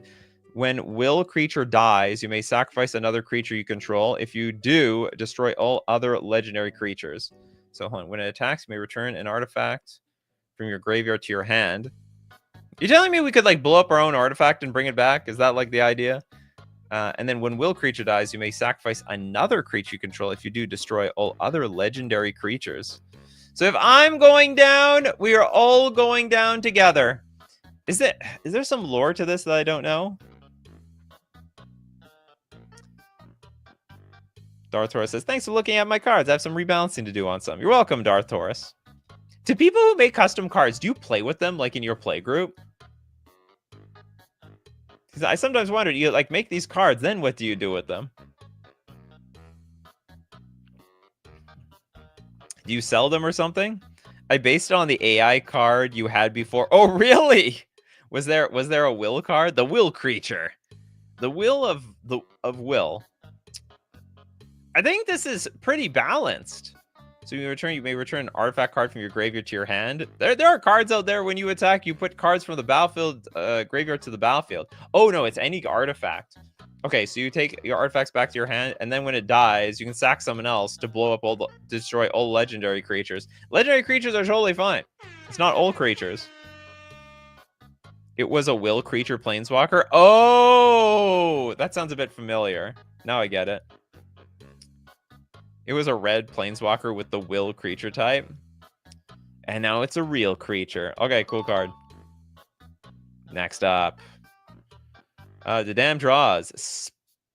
Spix Knight Monkey and the missing link. Spix Knight Monk.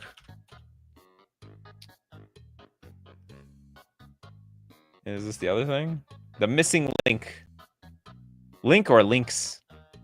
Okay, this is the Spix Knight Monkey. Green for a 1/1 monkey. When Spix Knight Monkey enters, look at the top 5 cards of your library and add a land among those cards to your battlefield tapped. Shuffle your library. If no land was added this way, untap target land. ETB, look at the top 5 cards. Add a land among those cards to your battle. No, oh, so you just say you may put a land from among those cards onto the battlefield tapped. Shuffle your library. If no land was added this way, untap target land. I got a little confused there. We don't say add a land. You just put a land. You may put a land card from among those cards onto the battlefield tapped. And yeah. So you got some ramp. It's a 2 mana ramp. It's like a crappy Farseek or something. But it's a creature at the same time. I don't think there's a single card out there that's like this. It's not exactly Superior Secure Tribe Scout, or sorry, Secure Tribe Elder, because you have to sacrifice that 1/1 to get your creature. It's a very green card. Super green. Green for a body and ramp is pretty strong. Welcome to 2024 Magic. Frankly, everything does that. Have we heard of a Boreal Grazer? Have we heard of... There's more out there. Just believe me. A Boreal Grazer is the main offender, though. Okay, next up. The Missing Link for... It's an ape merfolk? What is it like? Is it like an ape folk? Basically, top half ape, bottom half mermaid. 3/2, prowess, absorb 1, island walk. When the Missing Link enters, search your library for a merfolk or ape creature card and put it into your hand. Shuffle your library. The equip spells cost 1 less to equip to the Missing Link. Okay, what do we got today? We had Eldrazi Slivers, zombies and merfolk, and now ape and merfolk all in one show. We got it's the crossover show, all right? It's the crossover show. All these cards would do great in a changeling deck. All of them. That merfolk got up to some monkey business. Yeah. This is an evolution joke. Oh, is it? Is it deep? Yes, it's an evolution joke. Search your library for a merfolk or ape. Creature card put into hand. Equip spells cost 1 less to equip to the missing link. Oh, right. Like the fish that turns into a lizard and then somehow turns into a monkey. That's right. Is that what it's all about? I think that's what it's supposed to be. How the hell did this stupid fish become human at some point? It's also a link from Legend of Zelda, so the name is a pun too. We got 2 puns in 1. All right, cool card. I don't know if it's any good, but it's a cool card. All right, next up. Passive Life with the Paradox World.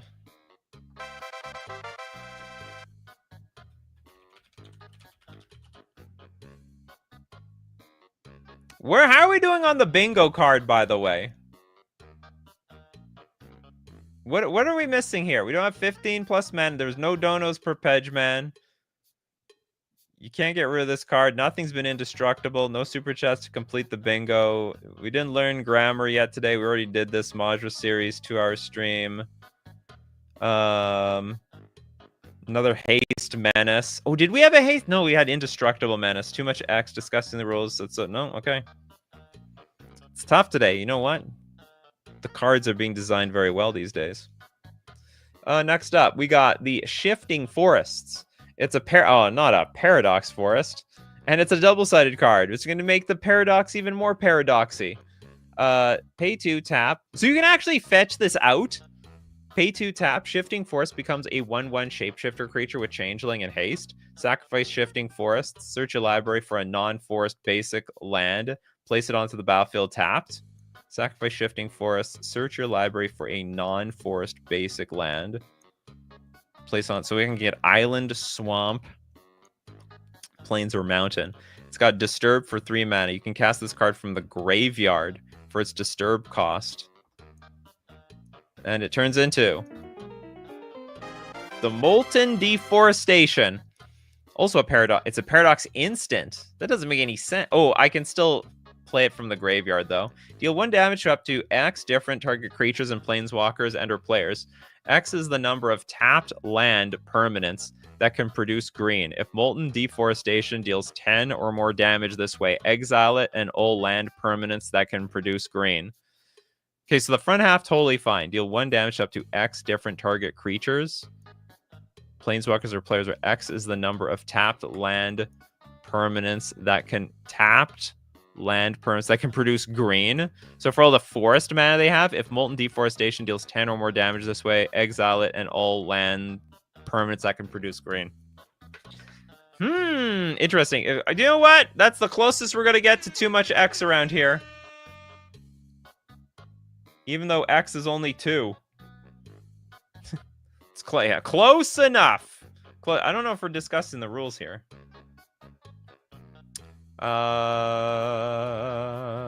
Okay, so is this like just a hoser against players who are playing green? Tap land. And it's only tap land. It's not even forests. So if it's like a non-forest green producing land, it still screws them. Oh, is it anti-elves? Oh no, the elves! Don't hate on my green. Armando, welcome. Everyone's doing great today. Welcome to chat. It's so cheap too. Like the disturb is literally just 3 mana. Seems like a pretty heavy hoser, but you do have to get into the graveyard. But you can fetch this out.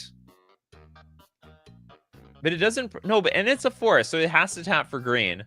Sacrifice Shifting Forest. Search your library for a non-forest basic land. Put on the battlefield tapped. Okay, I actually realize this is probably broken. And I'll explain why. It's actually doing way too much. So, step 1, you can fetch this out with any fetch land that gets a forest. Step 2, you can just sack it immediately. So search your library for a non-forest basic land. Get whatever the hell you want. Like a mountain. Then you can disturb this. I think that's just way too strong. Not to mention, you could combo this with Yavimaya, Cradle of Growth. to definitely maximize the amount of damage you're going to do by Molten Deforestation. So I think actually this card all around is just way too damn strong. Probably you have to remove the forest type. You have to give it a real cost for sacrificing it. Maybe it has to come into play tapped. I don't know what else you have to do, but as it is, it's a little pushed. A little too pushed. Next up, we got fire. And we're going to take a look at the second half of your cards. Some more off-one designs.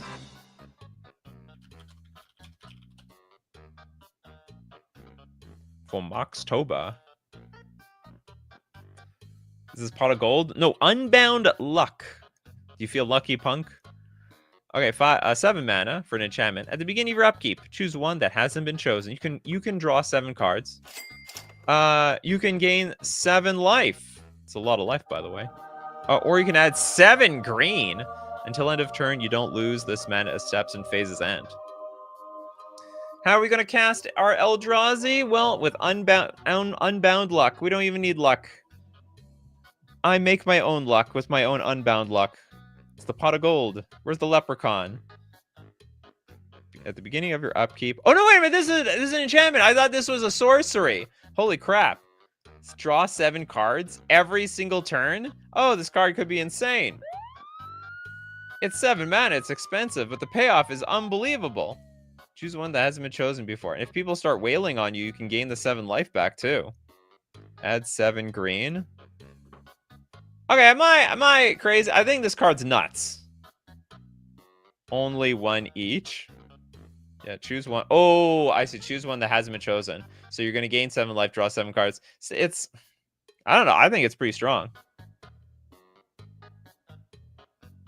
You only pick one that hasn't been chosen yet. But it's not like you die at the end. Yeah, what happens to the 4th? Well, I guess nothing happens. Oh, what happens on the 4th one? Nothing. We need 2 bingo cards. We need 2 bingo slots for Nikachu can't read.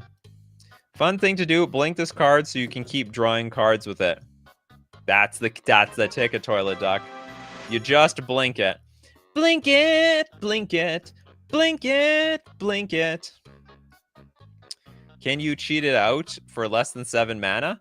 You might not need to. I mean, like, the 4 generic mana, mana rocks will effectively cheat that thing out. Mana dorks and some ramp probably will do it. The hardest part is just getting the Bant colors to play with it. There's cost reducers.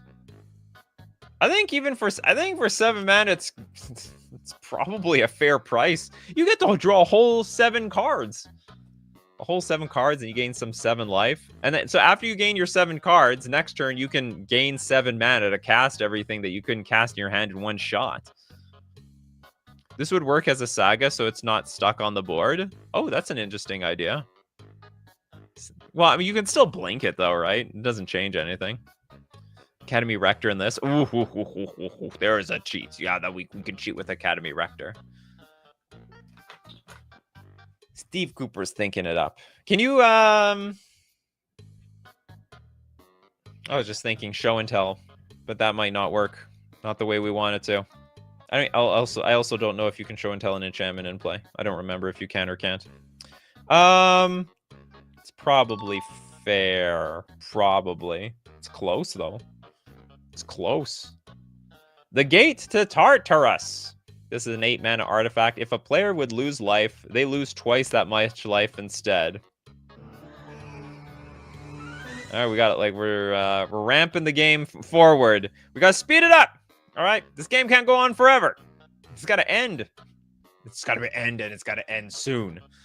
All right, okay. If at the beginning of your upkeep, reveal the top card of your library. Each opponent loses life equal to its mana value, and if it's a creature card, you may put onto the battlefield. What the hell?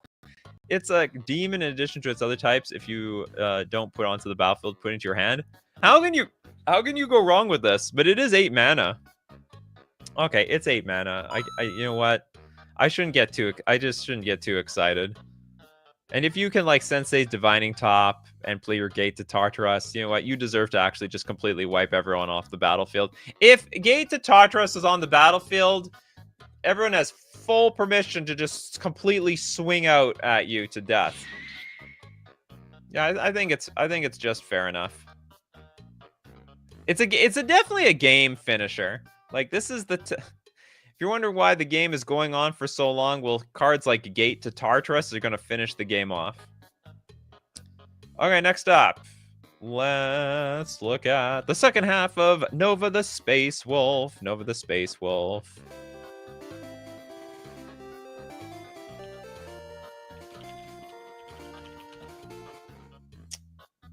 Okay, what else did we have here? We have how many double-sided cards do you have? Oh no, this is just one double-sided card.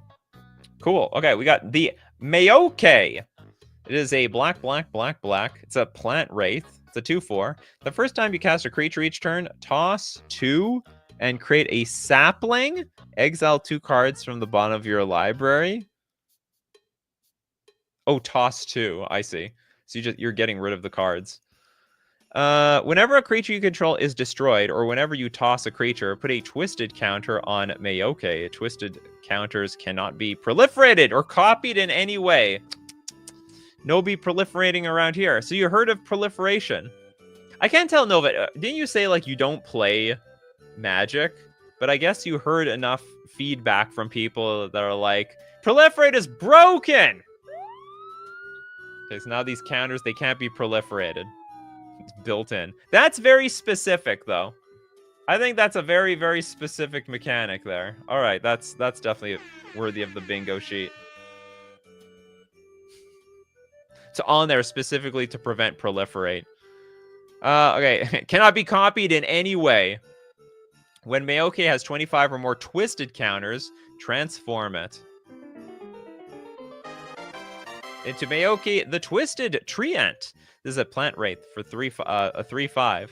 When it transforms, exile all opponents' libraries, leaving the bottom 4 cards. Oh my god. At the beginning, at the start of your upkeep, create a sapling. I can't. What the hell is a sapling? Oh, maybe it was in your maybe it was in the explanation for your super chat. You wanted a better payoff for the deep mechanic, so hopefully Mayoke has what you were looking for. Ah, the deep mechanic. After the combat damage step, if Mayoke the Twisted Treant has not taken lethal damage, then refresh. This creature's toughness is reset back to its maximum. By the way, the toughness doesn't change, but you could say at the beginning, sorry, after the combat damage step, or at the end of the combat damage step, remove all damage from Mayoke. That's something you could say. Because, like, technically the toughness doesn't shrink as it takes damage. It's still a 5 toughness creature, but it has, like, 4... Let's say it took 4 damage. It has 4 damage on it. Only put the can't proliferate or copy counters on cards that can simply win the game. No, but, like, that's sort of the point, you know? Like, that's how Infect works. You put some poison counters on someone, and then you proliferate them to death. Feels more like a different card. Well, these are cards adapted from a different card game. Maybe anti-poison. It transforms, exile all opponents' libraries, leaving them. That is such a payoff. A huge payoff. It's huge. The first time you cast a creature each turn, toss 2 and create a... I don't remember what a sapling is. I do understand the twisted counters, though.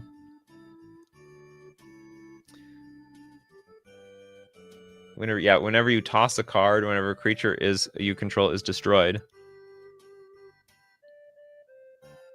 That's because it's Legends of Runeterra. Anyone play Legends of Runeterra? Anyone move from Legends of Runeterra to Magic the Gathering? It's a very strange switcheroo, if you ask me. Okay. I don't see how this is broken, so I have to give it a pass. I mean, if you flip it, fine. I think you earned it.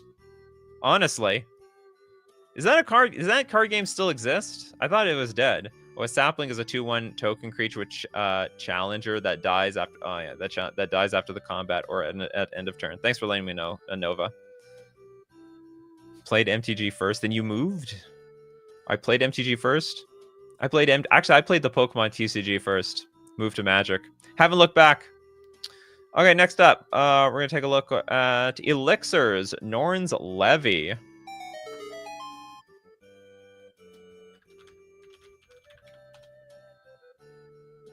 What the hell? Oh, 1 mana and double Phyrexian. Activated abilities of artifacts your opponents control can't be activated unless their controller pays Phyrexian. To be honest, I think this is fair because I don't think it's going to do what you want it to do. Or maybe it will. If you're up against like a white player, they will they won't care. Oh, well, maybe they it's just attacks, right? Honestly, I think it's fair. I honestly think this is fair. As weird as this looks. You're going to deal quite a bit of damage to yourself. You're going to slow down people with activated abilities, or you're going to make them die trying to kill you. It's like combos that require activated abilities. Take 2, gotta take 2, gotta take 2, gotta take 2. Can't do it more than 10 times. More than 10 times, it's over. The game is GG. I think this is the first fair Phyrexian mana card in the history of the game. Oh, sorry, there's also Dismember. It's the second one. It has the same mana cost as Dismember, too. It only stops artifacts, too. Oh, no! Oh, this card got a lot worse. I thought it's activated abilities of anything. Activated abilities of artifacts your opponent's control can't be activated unless their opponent gets... I think you could just put anything. Or maybe not. Yeah, like... I'm just trying to think now. Get smacked, Soul Ring! Is this so evil to make our opponents spend 2 life to play, like, activate their Birds of Paradise? I'm just wondering if it's too evil versus Mana Dork decks. If it's a Mana Dork deck, you might kill you might die to the 4 life that you paid on turn 1. Okay, it's definitely fair if it's just artifacts, but I'm just imagining a world where maybe this actually covers more than just artifacts. Surefire Selves. Well, you've got Scintilus, Mystic Barrier. Hey, Nikachu, I heard you like walls. I don't. Where'd you hear that? They lied. Scintilus. It's all lies.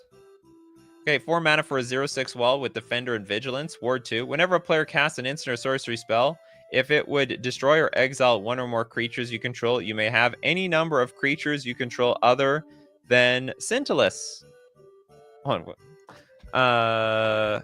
Let me reread this. Whenever a player casts an instant or sorcery spell, if it would destroy or exile 1 or more creatures you control, you may have any number of creatures you control other than Scintilus phase out until end of turn. If you do, put that many +1/+1 counters on Scintilus. So it like sort of protects the rest of your team. Whenever a player basically plays a spell to destroy something, you can be like, okay, hide, get out of here, put your head in the sand. As long as Scintilus has 2 or more +1/+1 counters on it, it can attack as though it didn't have Defender. So we get +1/+1 counters equal to the number of cards we're phasing out. When walls attack.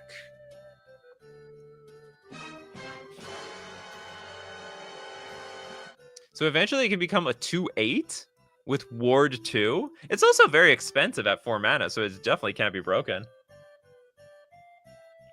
It's pretty easy to play around. Just don't kill your creatures. You're sort of wasting a turn to play this. So it has to be fair. But maybe you're going to play the Doran deck. Doran would love to see this. Turn 3 Doran, turn 4 Scintilus. Walls are pretty funny, and I like things that are funny. Well, here you go.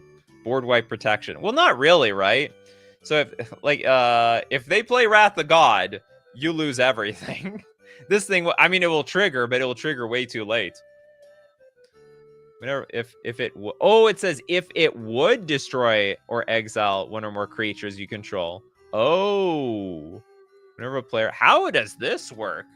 Oh yeah, it's not when something is destroyed or exiled. If it would destroy exile. Someone tries to wipe the board. It's like, nope. Is this too powerful? You may have any number of creatures you control other than Scintilus phase out. Oh, so the Synthless has to die with the board wipe. Synthless has to die with the board wipe. Or this thing just dies. Yeah, you have to kill this before anything else, and it has Ward 2, which is annoying. Oh, that good old Ward 2. Nobody likes Ward 2. That's why they barely put it on anything. Okay, I think this is a legal card. Very nice to think about. It's basically like a futuristic lightning rod, effectively. It's a modern day lightning rod. You have to kill this before you kill anything else. The Dam draws with Prince. Oh, Prince Valium. What would a custom card show be without a little space balls? Prince Valium. That was the guy that was sleeping all the time, right? Does he get stun counters? Does he stun himself? The blue 1/1 human noble. When Prince Valium enters, tap and put a stun counter on target creature. Nap time. For a blue, tap, return Prince Valium to your hand. I like almost nailed it perfectly. Knew exactly what this card was going to do. So if no one knows, Prince Valium in Spaceballs was just like a really drowsy person. Yeah, I've nothing else to say about that. A very lame prince, if you ask me. Blue. I don't even know how you even return. Okay, yeah. So you have to wait several turns just to bounce Prince Valium back to your hand. The card is worthless. The card is worthless. Okay, Surefire Selves with Zufrid, Mech Depth Warlock. Finally got around to making a Merfolk for Nikachu. Oh, thank you very much, Surefire Selves. We have like how many Merfolk today? 3 Merfolk. Were they all for me? Oh, thank you so much. 6 mana for a 4/4. A 4/4 Yu-Gi-Oh! Merfolk Druid. At the beginning of each combat, choose any number of Merfolk you control, then choose one. Those creatures have base power and toughness 3/3 until end of turn. Those creatures have base power and toughness 5/1 and can't be blocked until end of turn. Those creatures have base power and toughness 1/5 and can block an additional creature until end of turn. It's each combat, including my opponent's combats. So I can make them bigger. I can make them super big. It's very Morphling-like. It reminds me of Morphling. Because Morphling could turn it. The base on Morphling was a 3/3, but then you can buff Morphling into a 5/1, or defend Morphling into a 1/5, or even bigger. It was you can make Morphling like a 0/7.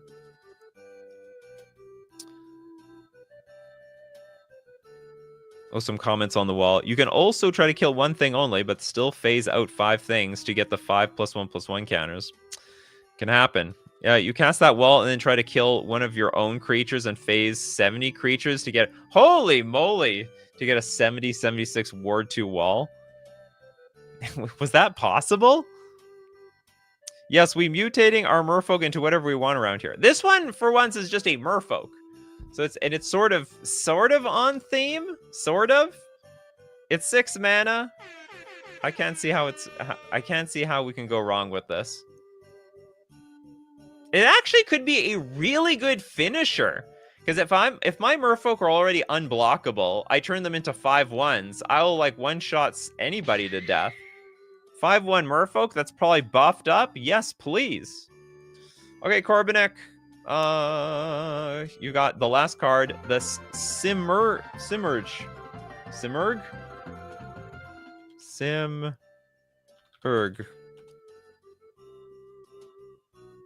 Okay, it is a black, white, blue 4 generic for a 7/7. Legendary Endbringer, flying, vigilance, shroud, uncountable, protection from blue. Discard a card, name a card. Just name anything. Cards with that name's effects are negated until the end of the next turn. You have to word. You can't word it like a Yu-Gi-Oh card. It's got to be discard a card, name a card. You could still name a card. You could really just actually say counter target ability from card's name or something like that. Just counter target ability, activated or triggered ability. Cards with that name's effects are negated until end of... Oh, I see. You permanently hit it. Do you know how you would word this? Discard a card, counter target activated or triggered ability. Card cannot What's it called? Card cannot...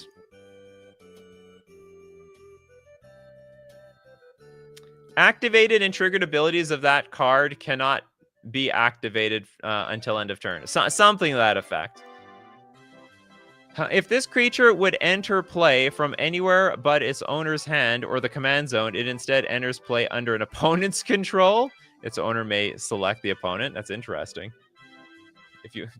So if you try to cheat it in play, you're going to give it to somebody else. Card loses all ability until end of turn. Yeah, something like that. Cracked Astro. Good call. Friginka says, "Bingo alert! 2 hours and we have a bingo. Do we now? You are right. We have our first bingo, which means we get to look at. We're going to donate. We're gonna get one donation from. Where's my sound effects here? There we go.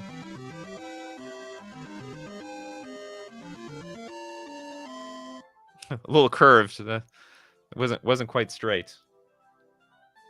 So we're gonna take a look at one random submitted card from the Discord. What else do I have to say about this thing? Flying, Vigilance, Shroud, Uncountable Protection from blue. You know, no one can kill this thing. Which is another bingo. Sorry, it's another card. What is it? You can't get rid of this damn card. It's very hard. Can't counter it. It's got Shroud. Even has Pro Blue. I don't even know why it needs Pro Blue when it has Shroud. Yeah, what's the point of Pro? Oh, yeah, so they can't be blocked by blue creatures. Okay, I have nothing else to say about this. I hope it's not broken. It's 7 mana. Arturo says, look at mine. Spitted Image. Is that a card? Okay, let's look at Spitted Image. Spitted Image. That is not a card I can look up. Sorry about that, Arturo. Was it? Arturo. Okay, I'm going to look at something random now. Hopefully it's a card very random. Oh, we got KenCon here. The Knight of Turok. Ooh, him to Turok and also the Black Knight melded into one card. Black, 2/2 Human Knight. First strike. That is definitely... Did we have waifu on here already? We got waifu. That's a waifu.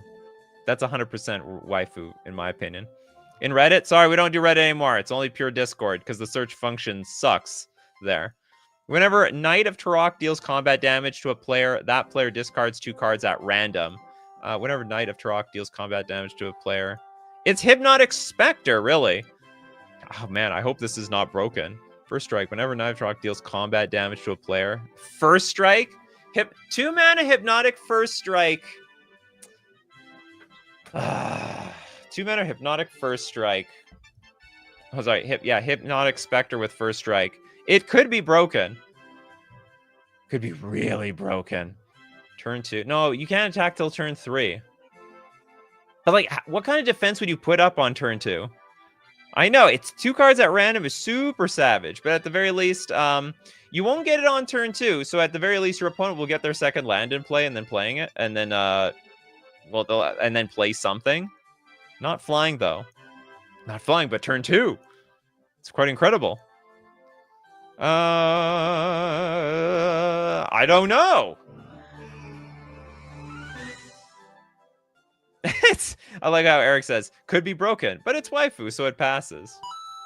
Okay, I'll tell you what we're going to do, Aruto. I'll tell you what I fixed it. It's in the Discord, added the name. Okay, it's probably the last thing. Do you know what? There was an extra donation by accident. I'm going to give it to you, Aruto. I don't know if you've ever had a card. Where is this? Oh, hold on. What was your card? Okay, Spitted Image. Okay, I'll look it up. Spitted Image. Is this it? I didn't see it earlier. Okay. Green. It's a 0/1 ooze. Spitted Image can't block. You may have Spitted Image enter as a copy of a creature you control, except it's a 0/1 green ooze creature in addition to its other colors and types, and has this creature can't block. Is this like someone's booger or something? This is disgusting. It's absolutely disgusting. Yeah, ew. Ew. How is that a spitted image? It's more of like like X-snorted image. It can't block. May have spitted image enter as a copy of a creature you control, except it's a 0/1. So it's a green clone. And it has this creature can't block. So it says you basically can copy the strongest, most powerful ETB effect.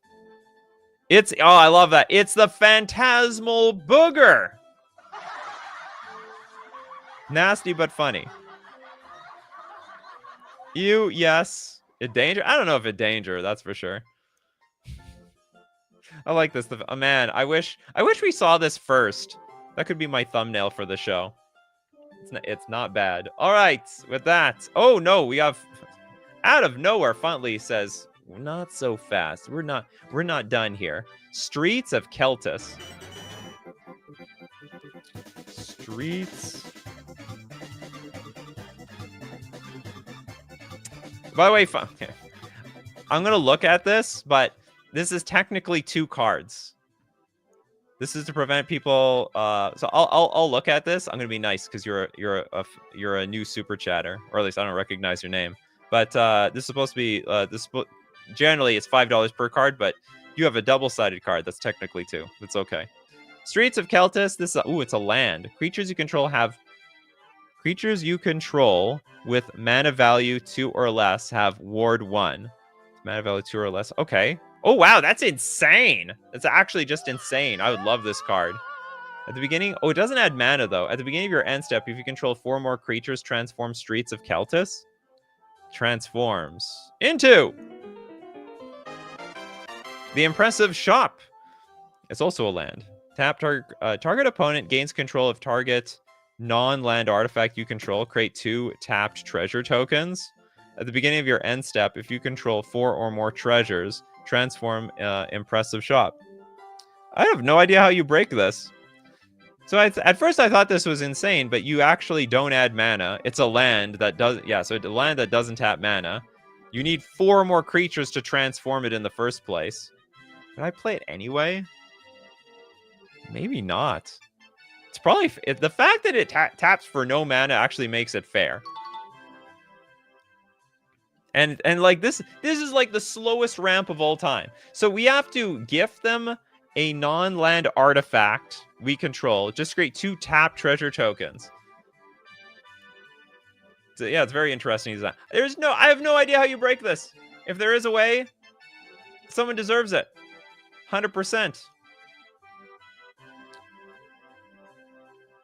Mockingbird, technically a 1 mana copy.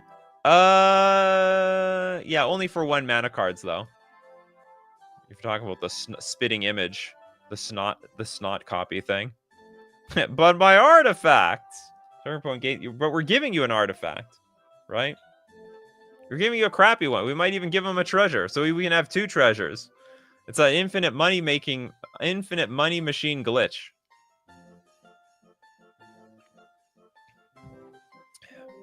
Okay, we'll just because I feel bad for Pedgeman, no one donated, so we'll get this. We're gonna end the show on Pedgeman.